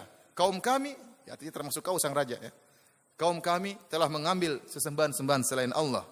Laula ya'tuna 'alaihim bisultanin bayyin. Seandainya mereka datangkan dalil bahwasanya sembahan-sembahan mereka merupakan Tuhan, tidak ada dalilnya. Faman adzlamu mimman iftara 'ala Allahi kadziba. Dan siapa yang lebih zalim dari orang yang berbuat kedustaan terhadap Allah Subhanahu wa taala. Seakan-akan mereka berkata, dan kezaliman apa yang lebih besar daripada kesyirikan? Tidak ada kezaliman yang lebih besar daripada kesyirikan. Seorang berdoa kepada selain Allah, seorang berdoa kepada makhluk ciptaan Allah, ini kezaliman yang paling besar. Akhirnya mereka tadi sebagaimana kita telah jelaskan, diberi waktu oleh Allah, diberi waktu oleh sang raja untuk berfikir. Maka mereka pun meninggalkan negeri mereka. Wa idh tazaltumuhum wa ma ya'buduna illallah. Mereka pun meninggalkan, ya, orang-orang musyrikin. Wa ma ya'buduna min illallah. Dan mereka tinggalkan seluruh sembahan-sembahan mereka kecuali Allah.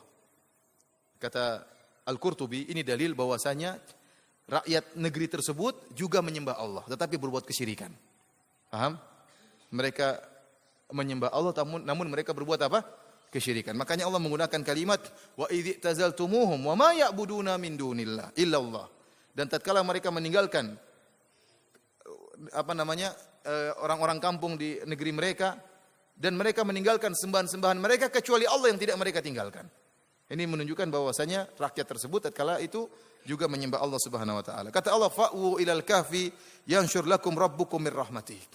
Maka Allah seakan-akan memberikan ilham kepada mereka, pergilah kalian ke sebuah goa, niscaya Allah akan mencurahkan rahmatnya kepada kalian. Para ulama menyebutkan dalil ini bahwasanya man taraka syai'an lillahi awadahullahu khairan minhu. Barang siapa meninggalkan suatu karena Allah, mereka meninggalkan kesyirikan karena Allah, mereka meninggalkan kemaksiatan karena Allah, bukan karena takut dikata-katain orang, bukan karena takut dicibirkan orang, bukan karena takut kesehatannya terganggu, tidak. Mereka meninggalkannya karena Allah, maka Allah akan berikan ganti yang lebih baik. Allah akan menaungi mereka, Allah akan melindungi mereka. Kata Allah, fa'u ilal kafi. Pergilah kalian kepada sebuah goa. Yanshur lakum rabbukum mir rahmatih. Maka Allah akan mencurahkan rahmatnya kepada kalian. Wa yuhayyi' lakum min amrikum mirfaqat. Dan Allah Subhanahu wa taala akan menyediakan sesuatu yang berguna bagi kalian dalam urusan kalian. Maka Allah siapkan gua tersebut. Gua ini gua biasa.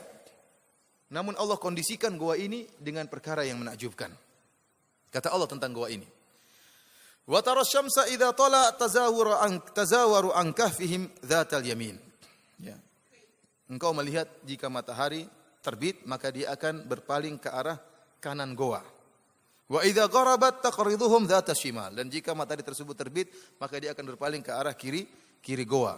Wa hum fi fajwatin min. Sementara mereka ada di makan muttasa, ada tempat yang lapang, mereka tidur di situ. Dzalika min ayatillah. Ini termasuk tanda-tanda kebesaran Allah. Syekh Muhammad Al-Amin Asy-Syinkiti rahimahullah mengatakan gua tersebut gua biasa. Gua biasa, ada pintunya, ada mulut goanya, ya, terbuka dan dalamnya agak luas, mereka tidur di situ dan sebenarnya matahari bisa masuk kepada mereka, namun Allah palingkan cahayanya. Paham? Ini makanya Allah mengatakan dzalika min ayatillah. Ini merupakan tanda-tanda kebesaran Allah. Kenapa? Cahaya tersebut Allah palingkan. Kenapa? Karena kalau cahaya tersebut dalam waktu yang lama mengenai tubuh mereka, dikhawatirkan tubuh mereka akan apa? Rusak. Karena ada reaksi kimia, reaksi kalau dengan matahari, entah jamur-jamur akan tumbuh di tubuh mereka dan macam-macamnya. Ya, dalam waktu yang lama, ya, maka Allah palingkan cahaya tersebut. Tatkala matahari tersebut terbenam, maka cahaya pun masuk ke arah goa namun dipalingkan oleh Allah Subhanahu wa taala. Sehingga goa tersebut luas, udara bisa masuk bergonta-ganti, ya, ada peredaran udara, ada sirkulasi udara, kemudian juga cahaya matahari masuk namun dipalingkan oleh Allah Subhanahu wa taala. May yahdillahu fahuwal muhtad. Barang siapa yang diberi hidayah oleh Allah, maka dia telah mendapatkan hidayah. Wa may yudlil falan tajida lahu waliyyan mursyida. Dan barang siapa yang disesatkan oleh Allah Subhanahu wa taala, maka tidak ada orang yang bisa beri petunjuk kepada dia. Seakan-akan Allah mengatakan, lihatlah mereka. Kalau Allah sudah beri petunjuk kepada mereka, maka mereka pasti akan dinaungi oleh Allah Subhanahu wa taala. Allah yang urus mereka. Itu urusan Allah. Yang penting kalian bertekad untuk bertauhid kepada Allah, maka Allah akan jaga kalian. Kemudian Allah berfirman, kata Allah Subhanahu wa taala, "Wa tahsabuhum aiqadha wa hum ruqud." Kalian menyangka mereka sedang terjaga, wa hum ruqud, padahal mereka tidur. Ada khilaf di antara para ulama apa yang menyebabkan mereka disangka terjaga. Namun tidak ada dalil yang kuat akan hal ini semua. Ada yang mengatakan mata mereka tidur tapi mata mereka terbuka. Ada yang mengatakan matanya terbuka satu, tertutup satu. Jadi orang kalau lihat, ini tidur enggak ini? Ada yang mengatakan kenapa? Likathrati taqallubatihim. Mereka sering bolak-balik, seakan-akan orang yang gelisah. Ini tidur enggak ini? Tapi kok lihat lagi, bolak lagi. Dibolak-balik lagi. Makanya Allah mengatakan, "Wa nuqallibuhum dzatal yamini wa dzatal shimal." Kami bolak-balikan mereka ke arah kanan dan ke arah kiri, dibolak-balikan oleh Allah Subhanahu wa taala.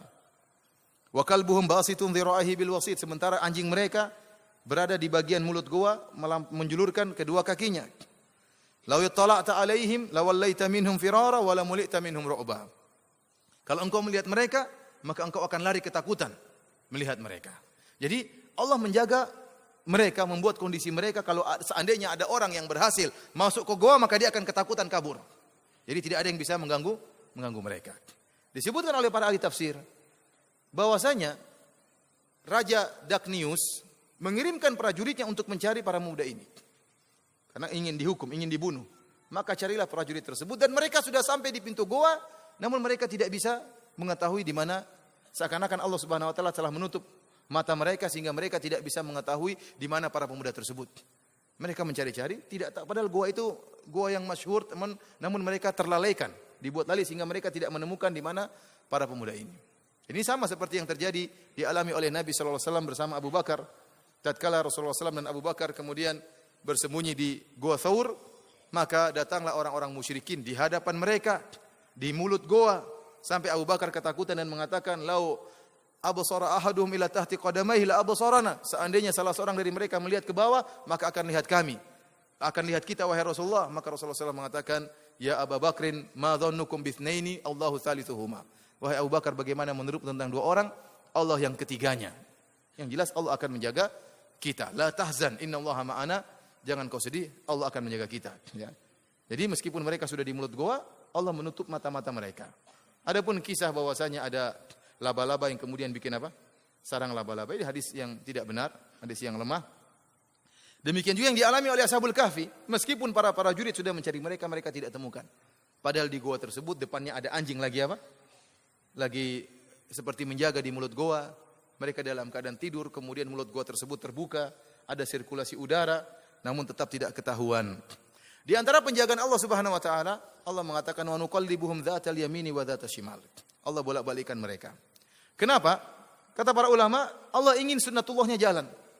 Sunnatullah berlaku kalau seorang tidur dalam satu posisi, lama-lama darahnya bisa mengendap pada posisi. Bukan tidur sehari dua hari. Kita tidur baru satu hari aja capek sekali kadang-kadang. Apalagi 300 tahun tidurnya. Oleh karenanya Allah bolak-balikkan mereka. Yang kedua, kalau tidak dibolak-balikkan, khawatir mereka akan tertimbun dengan tanah. Sebagaimana Sunan Kalijaga yang bertapa di pinggir sungai. Ya kan? Akhirnya tertimbun tanah kan? Tidak sholat kemudian jadi wali. Ini cerita saya tidak percaya. Tapi maksud saya demikian. Kalau tidak dibolak-balikan lama-lama tertimbun dengan apa? Tanah. Maka Allah jaga mereka dengan membolak-balikan mereka. Antum perhatikan di sini. Allah mengatakan wa kalbuhum basitun dhira'ihi bil wasid. Dan anjing mereka di depan pintu goa menjulurkan kedua kakinya. Kenapa anjing disebut-sebut? Kata Ibnu Katsir rahimahullah, ini adalah faedah berteman dengan orang-orang yang baik. Anjing ini enggak ada urusan, tapi Allah sebutkan anjing tersebut. Ya, minimal dia mendapatkan keberkahan orang-orang Ashabul Kahfi tersebut, sehingga dia disebut-sebutkan terus bersama orang-orang yang soleh. Sebagaimana Nabi SAW telah menjelaskan, bergaul dengan orang soleh enggak ada ruginya. Kalau enggak dikasih minyak wangi akan kecium juga, terkena ciuman apa minyak wangi. Anjing tersebut coba disebut-sebut oleh Allah dalam Al-Quran. Antum aja enggak pernah disebut-sebut. Ini anjing disebut dalam Al-Quran. Berulang-ulang nanti kita sebutkan ayat berikutnya. Gara-gara apa? Gara-gara dia hanya sekedar menemani apa? Menemani Ashabul Kahfi. Ini dalil yang paling kuat pentingnya ya bergaul dengan orang-orang saleh. Kemudian Allah bangunkan mereka. Inilah kisahnya. Inti dari kisah tersebut kata Allah, "Wa kadzalika ba'atsnahum liyatasaalu bainahum." Demikianlah kami bangunkan mereka agar mereka saling bertanya di antara mereka. Qala qailum minhum kam labithtum. Maka mereka pun, kita tidur berapa lama? Mereka saling bertanya. Qalu labithna yauman aw ba'dha yaum. Ada yang mengatakan kita tidur sehari penuh. Ada yang mengatakan kita tidur baru setengah hari. Kenapa? Mereka masuk ke goa di pagi hari, bangunnya sore hari. Mereka lupa, ini yang kita pagi hari hari ini atau pagi hari kemarin. Mereka tidak berpikir kalau mereka tidur 309 tahun. Mereka menyangka mereka tidur baru sehari atau setengah hari. Oleh karenanya adapun riwayat-riwayat Israiliyat yang menyebutkan tatkala mereka bangun kemudian kukunya panjang-panjang, jenggotnya kemudian rambutnya jabrik. Nah ini enggak benar. Kalau itu panjang, kita enggak mungkin sehari kuku kita sudah 1 meter ya. Enggak mungkin. Itu menunjukkan tidak benar. Ya, jadi mereka bangun dalam keadaan normal. Allah bukan cuma menjaga jasad mereka, bahkan baju mereka juga biasa-biasa saja, jenggot mereka biasa saja, bahkan anjingnya pun kena karomah, anjingnya pun enggak mati. Bukan kemudian jadi tulang begini, enggak. Wih, anjing kita jadi tulang, enggak. Anjingnya masih hidup, biasa-biasa saja. Ya. Jadi benar-benar anjing tersebut juga mendapatkan karomah dari bergaul dengan orang-orang saleh.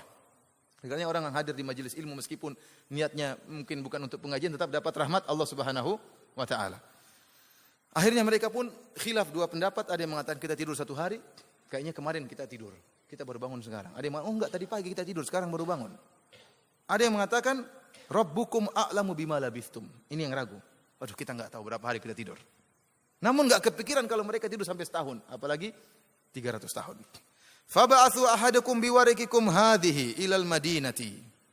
Kemudian mereka mengatakan, kirimkan salah seorang dari kita dengan uang ini, jadi masih ada uang perak tersisa di kantong mereka. Mereka bangun dalam keadaan lapar. Gimana enggak lapar? 300 tahun tidur. Lapar, beli makanan dulu. Jadi mereka lapar semuanya. Ambillah uang tersebut, kamu pergi beli makanan. Kata mereka, utuslah salah seorang dari kalian.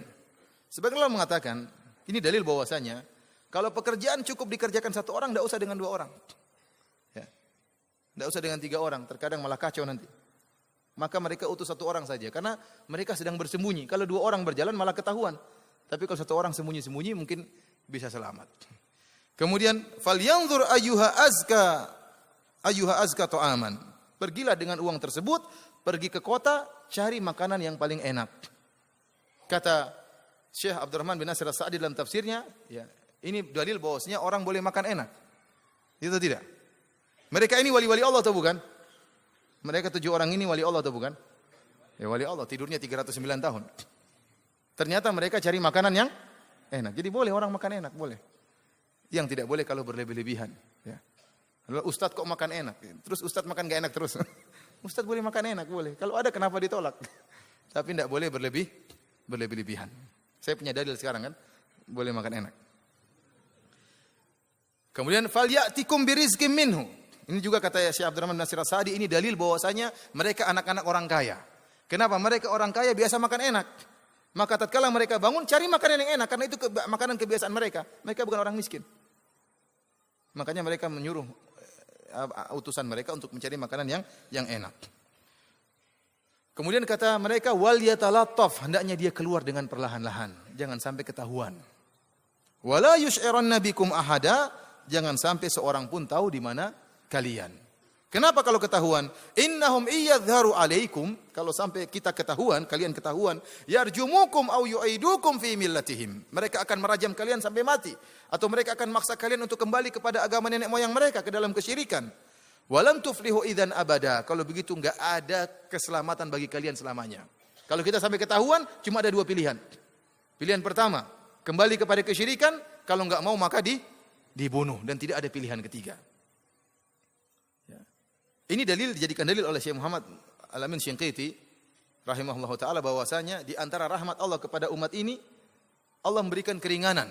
Famastukrihu alaihi. Barang siapa yang dari umat ini, ya. Inna Allah tajawaza an ummati. Allah memberi keringanan kepada umat ini. Di antaranya apa yang mereka dipaksakan. Umat-umat terdahulu kalau dipaksakan enggak boleh mengucapkan kalimat kufur. Adapun umat Muhammad kalau dipaksakan mengucapkan kalimat kufur, maka ucapkanlah sebagaimana Ammar bin Yasir radhiyallahu taala anhu, dan tidak dihukum sebagai kufur, sebagai orang kafir. Kenapa? Terpaksa. Adapun dalam kisah Ashabul Kahfi, mereka mengatakan yarjumukum au yu'idukum fi millatihim. Cuma dua pilihan, tidak ada pilihan ketiga. Dirajam atau meninggal. Tidak ada dia mengatakan pilihan ketiga, kalau kalian dipaksa maka pura-puralah mengatakan kami setuju. Ini pendapat Syekh Muhammad Al-Amin Asy-Syinqiti rahimahullahu taala. Adapun perhatikan di sini, wal yatalattaf artinya apa tadi? Jalanlah pelan-pelan, ya. Berlakulah lemah lembut, jangan sampai ketahuan. Namun sering kalimat wal yatalattaf ini dijadikan jimat, ya. Iya kan, kalau Al-Qur'an kita warnanya merah. Maksudnya apa warna merah itu? Paling tengah katanya. Paling tengah. Dipotong dijadikan jimat wal yatalattaf. Ya. Padahal maknanya pelan-pelan, jangan sampai ketahuan. Tapi dijadikan apa? Mungkin jimat untuk menghilang kali, wallahu alam. Nah, ini salah. Ayat Al-Quran tidak digunakan untuk jimat. Dibaca bukan untuk menghilang, bukan untuk sakti, tidak ada dalilnya. Ini salah penggunaan, ya. Para hadirin hadirat yang dirahmati Allah Subhanahu wa taala, maka keluarlah orang ini sebagaimana dijelaskan oleh Ibnu Katsir. Dia pun keluar dari goa, kemudian mulailah dia heran lihat kondisi dunia. Ya atau tidak? 300 tahun ini berubah, ya. Ada rumah yang sudah runtuh, ada rumah baru, ada pohon yang sudah tumbang, ada pohon baru. Maka Ibnu Katsir menyebutkan, dia mengatakan, jangan-jangan saya gila. Kenapa dunia berubah seperti ini? Ada yang mengatakan, jangan-jangan saya masih mimpi. Maka dia pun, mimpi enggak ya? Enggak, saya sadar. Jalan, tapi dia jalan terus, lapar, cari makan. Jalan sehingga dia masuk dalam kota. Maka dia cari makanan. Lihat kondisi manusia sudah berubah. Kondisi toko-toko sudah berubah, kios-kios sudah berubah. Namun karena dia lapar, dia pun beli makanan. Dia sudah tawar makanan, maka dia keluarkan uangnya. Uang perak tadi, gambarnya gambar Dark News. Ini uang 300 tahun yang lalu. Ya. Kalau kita kan seperti kita ada uang gambar monyet, Kak. Berapa tahun yang lalu? Sekarang sudah jadi gambar apa? Wallahu alam.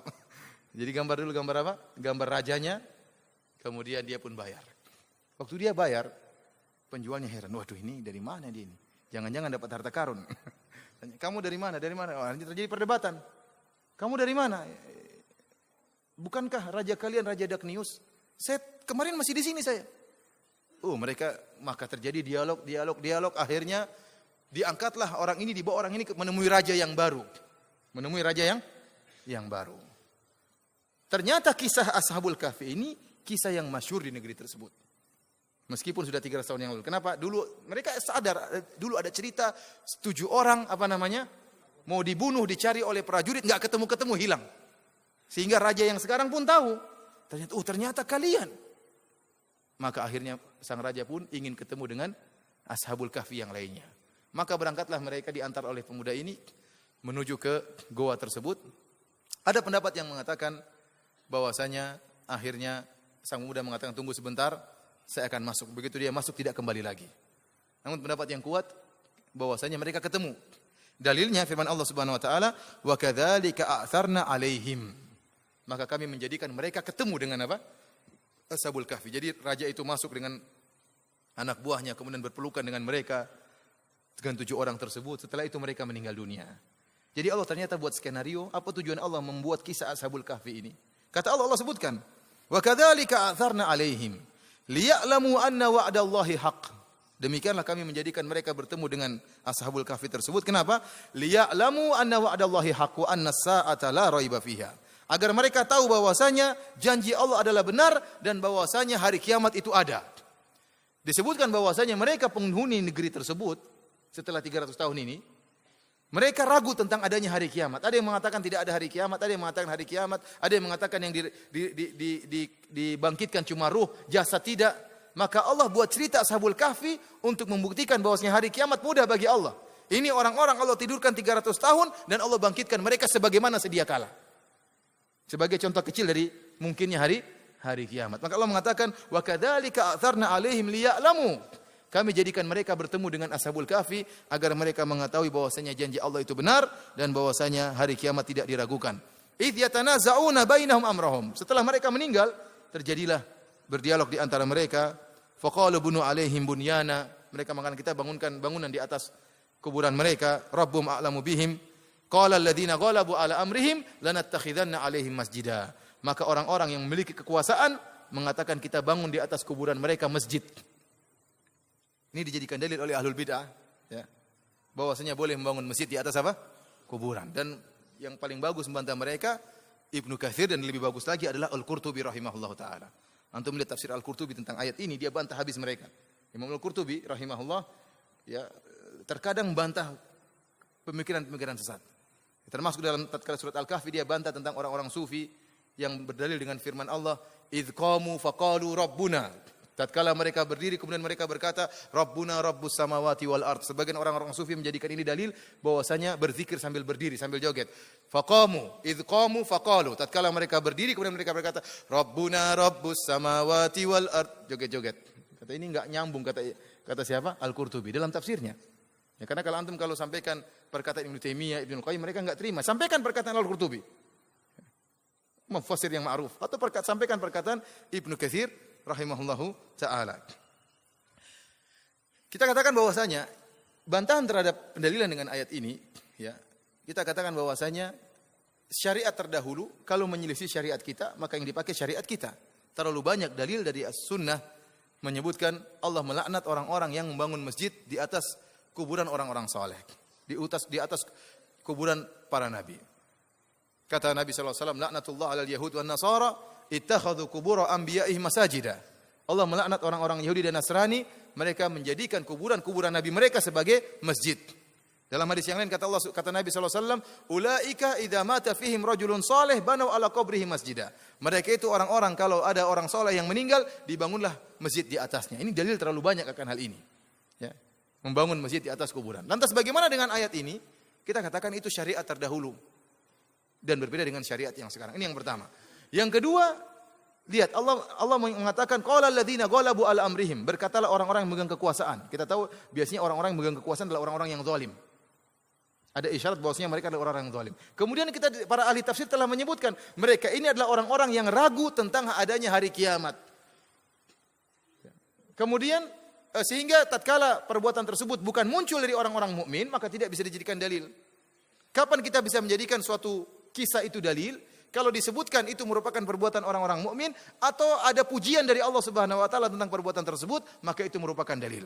Ternyata tidak dilakukan oleh orang-orang mukmin, tapi orang-orang yang ragu tentang hari kiamat. Kemudian itu pun syariat terdahulu. Ikhwani fillah azanillahu yakum, sebentar lagi insyaallah selesai. Ikhwani fillah wa fiddin azanillahu yakum. Kemudian Allah Subhanahu wa taala berfirman, "Sayaquluna thalathatur rabi'uhum kalbuhum." Maka ada khilaf di antara mereka, yaitu orang-orang Yahudi. Orang-orang Yahudi yang nanya kepada Nabi tentang kisah Ashabul Kahfi, mereka ternyata tidak mengetahui kisah Ashabul Kahfi secara detail. Buktinya mereka sendiri khilaf. Di antara mereka ada yang mengatakan Ashabul Kahfi 3 orang, yang keempat anjing mereka. Lihat, anjing disebut-sebut lagi dalam Al-Quran. Wa yaquluna khamsatun sadisuhum kalbuhum. Dan sebagian orang-orang Yahudi juga mengatakan bahwasanya jumlah Ashabul Kahfi adalah 5 orang, yang keenam adalah anjingnya. Rajiman bil ghaib, kata Allah hanya sekedar duga-duga tentang suatu hal yang gaib yang mereka tidak ketahui. Di antara mereka ada yang berkata wa yaquluna sab'atu wa thaminuhum kalbuhum. Jumlah Ashabul Kahfi 7 orang dan yang ke-8 adalah anjingnya. Dan ini pendapat yang dipilih oleh para ahli tafsir, di antaranya Ibnu Katsir, di antaranya Ibnu Abbas radhiyallahu taala anhuma. Kenapa? Karena Allah tatkala menyebut dua pendapat yang pertama, 3 orang atau 5 orang, Allah bantah. Kata Allah, rajiman bil ghaib, mereka hanya praduga saja. Tapi tatkala Allah menyebutkan yang ketiga, Allah mengatakan jumlah mereka 7 orang, yang ke-8 adalah anjingnya, Allah tidak bantah. Berarti jumlah mereka 7 orang dan yang ke-8 adalah anjingnya. Qur rabbi a'lamu bi iddatihi ma ya'lamuhum illa qalil. Katakanlah, Rabbku lebih tahu tentang jumlah mereka. Katakanlah wahai Muhammad kepada orang-orang Yahudi, Rabbku lebih tahu tentang jumlah mereka dan tidak ada yang mengetahui kecuali cuma sedikit orang. Kata Ibnu Abbas, wa ana minal qalil, saya termasuk sedikit orang yang tahu jumlah mereka 7 orang dan yang ke-8 adalah anjingnya. Perhatikan kata Allah, fala tumari fihim illa mira'an zahira wa la tastafti fihim minhum ahada. Janganlah engkau berdebat dengan mereka wahai Muhammad, dengan orang-orang Yahudi, kecuali perdebatan yang ada dalilnya. Kalau perdebatan tanpa ada sandaran, maka tidak usah berdebat, tidak ada faedahnya. Ini menunjukkan kalau ada perdebatan, diskusi tidak ada dalilnya, maka ditinggalkan perdebatan tersebut. Tidak perlu hanya debat kusir, hanya ingin mencari menang, tidak ada dalilnya maka tinggalkan. Wala tastafti fihi minhum ahada, dan jangan kau meminta fatwa kepada mereka, kepada seorang pun dari mereka tentang masalah Ashabul Kahfi. Ini dijadikan dalil oleh sebagian ulama seperti Syekh Abdurrahman bin Nasir As-Sa'di, bahwasanya terkadang seseorang bisa kita minta fatwa dalam sebagian ilmu dan tidak boleh kita minta fatwa dalam sebagian ilmu yang lain. Ada orang kita misalnya ustadz lah, ada ustadz dia pakar dalam masalah suatu permasalahan, pakar akidah. Maka kita bertanya tentang masalah akidah. Namun kita tahu ustadz ini masalah ekonomi ngawur misalnya. Misalnya ya. Bicara berani berfatwa. Tidak menyebutkan dalil. Maksudnya jangan, kalau kamu tahu ustadz ini kurang kompeten dalam masalah tertentu, maka tidak usah tanya. Ya, karena tidak semua ustadz menguasai seluruh ilmu. Jadi ada seorang mungkin boleh kita tanya satu masalah, boleh juga enggak boleh satu masalah terkumpul pada satu orang tertentu. Kita tahu dia mengerti, mahir dalam masalah ini, kita boleh tanya, dalam masalah ini tidak boleh kita tanya. Ini ustadz masalah agama kita tanya, jangan kita tanya tentang masalah kedokteran, enggak nyambung. Karena ada ustadz juga meskipun dia pakar agama, dia sok bicara tentang kedokteran. Ya. Tahu-tahu dia kena penyakit. Ada seperti itu, ada. Bicara, oh itu masalah ini, masalah apa. Seakan-akan dia paham, ternyata dia terkena penyakit tertentu, dia ternyata tidak mengerti tentang masalah kedokteran. Jadi bisa jadi terkumpul pada satu orang, boleh kita tanya dan boleh kita tidak tanya. Kemudian para hadirin rahmatillah subhanahu wa ta'ala, kemudian Allah berfirman, wala taqulanna li syai'in inni fa'ilun dzalika ghadan illa ayyasha Allah. Dan janganlah sekali-sekali engkau berkata terhadap sesuatu, saya akan melakukannya besok, kecuali kau sertai dengan insya Allah. Kata para ulama, ayat ini turun khusus kepada Nabi, menegur Nabi. Tatkala Nabi SAW ditanya oleh orang-orang musyrikin tentang 3 pertanyaan tadi di awal pengajian, Nabi mengatakan besok saya kasih jawaban. Ternyata Nabi tidak mengucapkan apa? Insya Allah. Ternyata turunnya Al-Kahfi 2 minggu setelahnya. Maka Allah tegur, lain kali bilang apa? Insya Allah. Oleh karenanya, Syekh Abdurrahman bin Nasir As-Sa'di mengatakan kalimat insya Allah adalah kalimat isti'anah. Kalimat minta pertolongan kepada Allah. Seakan-akan kita mengatakan bismillah. Bismillah itu apa? Dengan nama Allah, ini minta pertolongan kepada Allah. Demikian juga insya Allah. Artinya apa? Kita ingin bertekad melakukan sesuatu, namun kita tidak bisa memastikan. Maka kita katakan apa? Insya Allah. Dengan izin Allah. Seakan-akan kita mengatakan demikian. Ini penggunaan kalimat insya Allah yang benar. Bukan sebaliknya. Insya Allah digunakan dalam rangka untuk meninggalkan perbuatan. Kamu besok hadir enggak ya? Hadir enggak? Insya Allah. Padahal enggak mau hadir. Bilang aja enggak. Tapi supaya tidak dicela dia mengatakan apa? Insya Allah saya tidak hadir.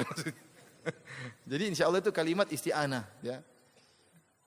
Kemudian oleh karenanya Nabi Sulaiman alaihissalam pernah mengatakan, la atufanna al-laila ala 90 imra'atan talidu kullu wahidatin minhunna gulaman yuqatilu fi sabilillah. Maka dia mengatakan malam ini saya akan berhubungan dengan 90 wanita. Satu malam ini. Setiap wanita tersebut semuanya akan hamil dan semua akan melahirkan seorang anak yang akan berjihad di jalan Allah. Kata malaikat Jibril, "Qul insyaallah." Bilang insyaallah. Nabi Sulaiman lupa bilang. Maka dia pun berhubungan malam tersebut dengan 90 wanita, tidak ada yang mengandung semuanya. Kecuali satu orang, itu pun anaknya lahir dalam keadaan cacat. Kata Nabi sallallahu alaihi wasallam, kalau seandainya Nabi Sulaiman mengatakan insyaallah, maka semuanya akan melahirkan anak-anak apa? Yuqatiluna fi sabilillah, fursanan, mereka akan menjadi para pejuang yang akan berjihad di jalan Allah Subhanahu wa taala. Namun Nabi Sulaiman lupa bilang apa? Insyaallah. Oleh karenanya antum demikian, kalau melakukan sesuatu bilang insyaallah, karena itu kalimat pertolongan, minta tolong kepada Allah. Ya, bahkan dalam hadis disebutkan bagaimana Ya'juj dan Ma'juj mereka kan berusaha membolongi bendungan Nabi Sulaiman. Mereka berusaha Dzulkarnain. Dia berusaha untuk membolongi namun famastata'u ayyadharuhu wa mastata'u lahu naqaba. Mereka tidak bisa manjat dan mereka tidak bisa melobangi. Mereka datang ini hari ini mereka bolongin, kemudian mereka tinggalkan, besok tertutup lagi. Mereka bolongin lagi, tertutup lagi, Allah tutup lagi. Satu saat mereka bolongin, kemudian pimpinan mereka mengatakan, besok kita lanjutkan insyaallah. Kalau dia mengatakan insyaallah, Allah tidak tutup lagi. Terbuka dan akhirnya terbuka nanti pada menjelang hari kiamat karena berkat insyaallah. Ikhwani fillah wa fiddin azanillahu ayyakum. Kemudian kata Allah, "Wadhkur rabbaka idza nasita wa qul asa ay yahdiyani rabbi li aqraba min hadza rasyada." Ya, dan ingatlah Allah jika engkau lupa. Ini ada dua tafsiran. Tafsiran pertama mengatakan, kalau kamu sudah bersumpah atau kamu mengatakan besok saya akan melakukan demikian terus kamu lupa, bilang insyaallah begitu ingat. Bilang apa? Insyaallah. Ada yang mengatakan tafsiran kedua, kalau kamu lupa apapun ingat Allah Subhanahu wa taala. Wa ma ansanihi illa syaitanu an adzkurah. Karena kelupaan itu datang dari syaitan. Kelupaan itu datang dari syaitan. Oleh karenanya orang yang melakukan maksiat sering dilupakan oleh Allah Subhanahu wa taala. Kenapa? Karena dari syaitan. Dan subhanallah, orang yang suka baca Al-Qur'an maka mereka tidak suka lupa. Makanya menakjubkan. Para ulama dijaga otak mereka oleh Allah Subhanahu wa taala. Antum kalau Syekh Abdul Muhsin Al-Abbad, ya. Syekh Abdul Muhsin Al-Abbad kalau murojaah Quran kita lihat sendiri di saf depan di Masjid Nabawi sambil hafal Quran.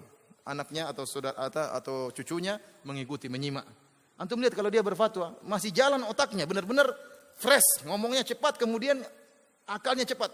Padahal sudah umur 80-an. Tidak pikun kalau kita sudah 70 tahun, coba diulang pertanyaannya, bingung. Syekh Abdul Muhsin tidak, terlancar. Ini para ulama seperti itu. Syekh Shalih Fauzan coba lihat, jawab dengan begitu ringan. Kenapa? Mereka selalu ingat Allah Subhanahu wa taala, maka dijauhkan dari lupa oleh Allah Subhanahu wa taala. Yang kita enggak pernah baca Quran, kemudian kenapa saya suka lupa? Ya gimana enggak suka lupa? Enggak pernah baca Quran. Enggak pernah ingat Allah Subhanahu wa taala. Maksiat dilihat terus, ya lupa terus makanya. Makanya kalau orang kata orang apa? Kalau banyak hafalan maka banyak apa? Lupa. Kurang hafalan kurang lupa. Enggak punya hafalan enggak lupa. Ikhwani fillah azanillahu wa iyyakum, kata Allah, walabithu fi kahfihim 300 sinina wasdadu tis'a. Mereka tidur di dalam Goa Al-Kahfi selama 300 tahun ditambah dengan 9 tahun. Ini kata para ulama hitungan secara kalender Hijriyah, bukan kalender Syamsiyah. Dalam kalender Syamsiyah mereka tidur selama 300 tahun. Berbeda dengan kalender Qamariyah atau Hijriyah 309 tahun. Karena kita tahu perbedaan antara kalender Syamsiyah Masehi dengan Hijriyah bedanya 11 hari. Artinya apa? Kalau kalender Masehi 365 hari, kalau kalender Hijriyah berapa? Kurang 11. Berapa jadinya? 365, 350, 56 lah sekitar gitu. 355-an. Jadi bedanya 11 hari. Ya. 354 hari. Jadi bedanya 11 hari. Kalau begitu, kalau 100 tahun bedanya berapa hari? 1100. Ya, iya enggak? Kalau 1 tahun 11 hari, kalau 100 tahun 1100 hari. Ya, 1100 hari sama dengan 3 tahun Masehi. Berarti kalau 300 tahun berarti 9 tahun Masehi. Oleh karenanya 309 ini kata para ulama ditinjau dari kalender Qamariyah, kalau adapun Syamsiyah 300 tahun. Demikianlah para hadirin dan hadirat yang dirahmati Allah Subhanahu wa taala. Kisah Ashabul Kahfi yang mungkin bisa kita sampaikan pada kesempatan kali ini. Kita katakan bahwasanya barang siapa yang ingin menyelamatkan agamanya, maka Allah akan selamatkan. Lihatlah bagaimana Ashabul Kahfi. Mereka rela berkorban meninggalkan dunia mereka demi mentauhidkan Allah Subhanahu wa taala, maka Allah tidak akan menyia-nyiakan mereka. Maka Allah akan menaungi mereka. Tidak perlu orang lain, tidak ada makhluk yang menaungi mereka, tidak ada makhluk yang menolong mereka, hanya Allah Subhanahu wa taala, Tuhan mereka yang menaungi mereka. Selanjutnya kita ada pertanyaan yang masuk ya. Assalamualaikum warahmatullahi wabarakatuh. Waalaikumsalam warahmatullahi wabarakatuh. Afwan Ustaz, barakallahu fikum. Tersebar berita di media-media maupun di stasiun-stasiun TV pemberitaan sebuah kelompok yang menamakan diri mereka Daesh atau ISIS, Khilafah Islamiyah Irak dan Syam. Bagaimana tanggapan Islam dengan kelompok tersebut? Ya. Kita katakan bahwasanya ini adalah fitnah yang luar biasa yang terjadi di zaman kita tentang ISIS ya. Namun kalau kita perhatikan ya sikap-sikap mereka, maka mereka sangat dekat dengan pemikiran Khawarij. Di antara pemikiran berbahaya yang mereka miliki adalah pemikiran takfiri. Begitu mudah mereka mengkafirkan orang-orang di luar mereka. Oleh karenanya saya katakan, apakah membuat negara Islamiyah, membuat khilafah Islamiyah dengan begitu mudahnya? Mana alul hil wal aqd? Alul hil wal aqd yaitu orang-orang yang dipilih oleh kaum muslimin untuk dipercayakan memilih seorang khalifah. Siapa yang memilih dia ini? Apakah kita ingin buat khalifah dengan berkumpul 1000 orang maka kemudian berdiri khalifah? Sebagaimana khalifah-khalifah yang ada di dunia ini, seperti Indonesia sudah ada khalifah sebelumnya, ada kelompok-kelompok tertentu yang sudah ada rajanya. Ya. Kita bilang ISIS terlambat ya. Sudah ada raja di Indonesia, raja-raja Islam yang sudah dibaiat sudah ada. Dan kita tahu dalam aturannya kalau dia menganggap dia adalah raja dunia, raja kaum muslimin secara umum, maka Rasulullah SAW menyuruh untuk memerintahkan orang yang diminta untuk dibaiat yang kedua. Ya, kalau datang yang kedua kata Nabi SAW, faktuluh, bunuhlah khalifah yang kedua, kainan mangkana, siapapun dia, dibunuh. Kita katakan kalau perkaranya bikin khalifah hanya sekedar kumpul-kumpul kemudian tunjuk kamu jadi khalifah, kemudian kita baiat, kemudian dia jadi khalifah kaum muslimin, maka ini adalah kengawuran. Ya. Kengawuran. Sudah banyak khalifah seperti dia. Terus khalifah mana yang kita ikuti? Yang paling mengerikan adalah pemikiran takfiri dari mereka. Setiap ada orang yang milisi mereka, mereka katakan murtad. Ya. Oleh karenanya mereka muncul di Syam, ya, di Suriah, kemudian mereka membunuhi para mujahidin. Ya, mereka membunuhi para mujahidin. Kenapa? Karena para mujahidin tidak mau baiat kepada mereka. Tidak mau baiat kepada mereka. Sehingga dianggap menentang, kemudian dibunuh oleh orang-orang ISIS. Padahal kita tahu, seandainya orang-orang ISIS ini sah khilafahnya, menjadi khalifah kaum muslimin di dunia ini, maka kalau ada orang yang tidak mau baiat, tidak otomatis menjadi murtad. Nabi SAW mengatakan, man mata wa laisa alaihi unuqihi bai'ah famata mitatan jahiliyah. Barang siapa yang meninggal dalam keadaan tidak ada baiat di atas kepalanya, di atas pundaknya, maka dia meninggal dalam keadaan meninggal jahiliyah. Para ahli syurahul hadis seperti Ibnu Hajar, kemudian Al-Imam Nawawi dan yang lainnya menyatakan yang dimaksud dengan mati jahiliyah bukan mati dalam keadaan kafir, tetapi mati sebagaimana orang-orang jahiliyah yang mereka tidak punya imam. Mati dalam keadaan kondisi kehidupan kacau, tidak ada imam yang menuntun mereka. Bukan meninggal dalam keadaan murtad dan bukan meninggal sebagai orang jahiliyah, bukan. Oleh karenanya Rasulullah SAW menggunakan masdar hay'ah, mitatan, fi'lah. Fi'lah artinya apa?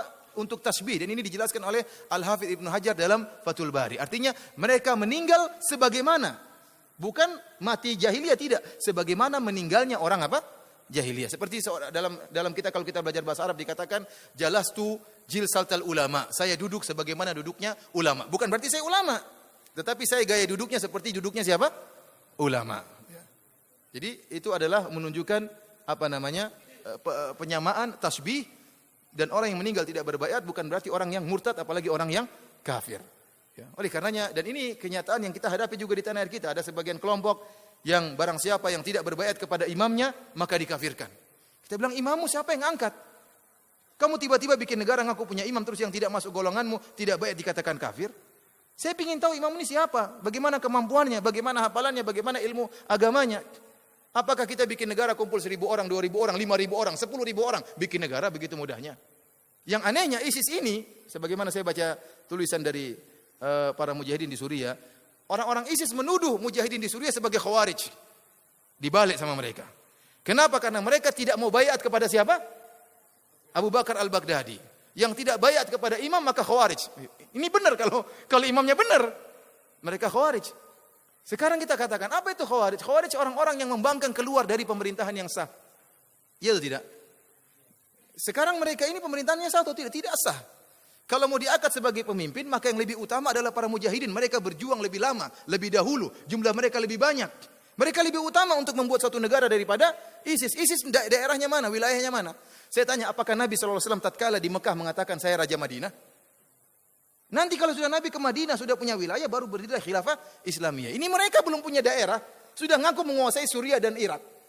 Baru 100 orang, berapa ratus orang, sudah mengatakan saya Raja Suriah dan Irak, sekarang jadi khilafah Islamiyah dunia.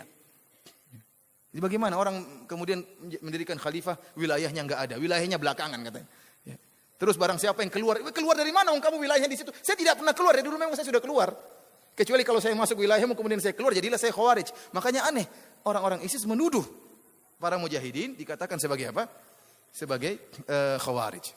Dan sikap takfir mereka mengkafirkan terlalu berlebihan. Sampai antum lihat bagaimana para masyayikh yang juga memiliki pemikiran takfiri membantah mereka.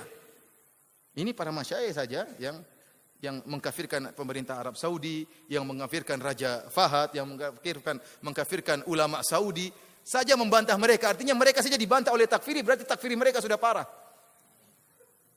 Bahkan di antaranya saya di sebagian maktok video bahwasanya ISIS ini mengkafirkan Usama bin Laden rahimahullahu taala. Usama bin Laden memiliki pemikiran takfiri, ya. Semoga Allah mengampuni dia. Dia mengkafirkan Daulah Saudi, mengkafirkan apa? Pemerintah Arab Saudi dan mencela para ulama. Dia saja memiliki pemikiran takfiri, dikafirkan oleh ISIS. Bagaimana dengan antum-antum ini? Yang sudah mengkafirkan saja masih dikafirkan oleh apa? ISIS. Oleh karenanya mereka sangar. Ya, ada yang tidak setuju tinggal bunuh, ada yang tidak setuju tinggal apa? Gorok. Ya. Seperti mereka mengaku kami telah di Irak, ya, telah melakukan kemenangan-kemenangan. Ini sebagian seperti Ustaz Abu Sa'ad hafizahullah telah menjelaskan ini kedustaan. Ya, di Irak sudah banyak orang berperang, mereka jumlahnya sedikit. Sementara seakan-akan kemenangan tersebut dari ISIS, padahal tidak. Cuma banyak para mujahidin tidak di-upload, tidak diangkat. Mereka tidak sebut-sebutkan jasa mereka. Mereka perang tanpa menyebar-jebarkannya di mana? Di internet. Sementara ISIS sedikit-sedikit foto, sedikit-sedikit di-shooting, sedikit-sedikit disebarkan sehingga membuat image kepada masyarakat seakan-akan mereka yang berjasa ya dalam mengalahkan orang-orang di Irak atau berjasa dalam mengalahkan orang-orang misalnya di Suriah. Tidak benar para mujahidin sejak dahulu. Justru mereka datang menghambat kerjaan para mujahidin. Yang menyedihkan para mujahidin yang ada di Suriah untuk memerangi mereka ragu-ragu. Tapi mereka kalau membunuh mujahidin tidak ragu-ragu. Kenapa? Murtad semuanya. Sehingga kita sedih tatkala melihat gambar bagaimana atau foto atau video seorang yang berjenggot menyembelih orang yang berjenggot. Yang menyembelih mengatakan la ilaha illallah, yang mau disembelih juga mengatakan apa? La ilaha illallah. Yang menyembelih mengatakan Allahu Akbar, yang disembelih juga mengatakan apa? Allahu Akbar. Menyedihkan ini. Mengerikan, takfir mereka sangat apa? Sangat mengerikan. Karena ikhwani fillah azanillahu yakum, mereka adalah fitnah, ya, maka kita jangan terpedaya, ya. Lihat mereka di antara ciri-ciri yang disebut oleh Nabi tentang orang-orang Khawarij, mereka apa? Yatrukuna yuqatiluna al-muslimin wa yatrukuna ahlul authan. Mereka memerangi orang-orang muslimin dan mereka meninggalkan orang-orang penyembah berhala. Kalau mereka adalah mujahidin yang sejati, harusnya mereka memerangi Bashar Asad sampai titik darah yang penghabisan. Kalau mereka mujahidin yang sejati, harusnya mereka memerangi Yahudi sekarang sampai titik darah penghabisan. Namun mereka mengatakan kami memerangi orang-orang murtad dahulu sebelum orang kafir. Ya, murtad itu siapa? Ya, banyak yang murtad tersebut. Hamas murtad. Ya, kita bilang Hamas mungkin punya kesalahan tapi tidak sampai pada derajat apa? Murtad. Mujahidin mungkin punya kesalahan tidak sampai pada derajat apa? Murtad. Kemudian Saudi murtad. Semuanya murtad. Yang tidak murtad cuma mereka. Kalau mereka sampai ke sini, antum juga jadi murtad kalau tidak baiat sama mereka. Oleh karenanya pemikiran takfir mereka sangat mengerikan dan kita seumur hidup tidak pernah menemukan pemikiran takfir sesadis sekarang ini. Sampai sekarang antum lihat situs-situs yang ada di internet yang biasanya tukang mengkafirkan pemerintah, bantah mereka. Ya. Contohnya situs Ar-Rahmah yang kerjaannya mengkafirkan apa? Mengkafirkan pemerintah, mengkafirkan presiden, mengkafirkan pegawai negeri. Sekarang membantah mereka. Ya, berarti takfirnya sudah parah. Ya. Sampai takfir aja bantah apa? Takfiri. Oleh karenanya kita berlindung kepada Allah Subhanahu wa taala ya dari segala fitnah, ma dhahara minha wa batan, baik fitnah yang nampak maupun fitnah yang tersembunyi, dan semoga Allah Subhanahu wa taala menganugerahkan kepada kita husnul khatimah. Dan saya ingatkan kepada ikhwan, apapun yang terjadi, fitnah apa yang terjadi, yang penting kita beribadah. Selama kita beribadah, selama kita tidak meninggalkan salat malam, selama kita menyisihkan waktu untuk ikut pengajian, selama kita menyisihkan waktu untuk baca Al-Qur'an, maka insyaallah Allah menjaga kita. Kalaupun kita akhirnya toh meninggal, maka meninggal dengan kemuliaan. Adapun kalau kita datang fitnah sementara kita tidak bertakwa kepada Allah Subhanahu wa taala, kemudian kita meninggal, maka kita mati konyol. Demikianlah para hadirin rahmati Allah Subhanahu wa taala kajian kita pada kesempatan kali ini. Wabillahi taufik. Assalamualaikum warahmatullahi wabarakatuh.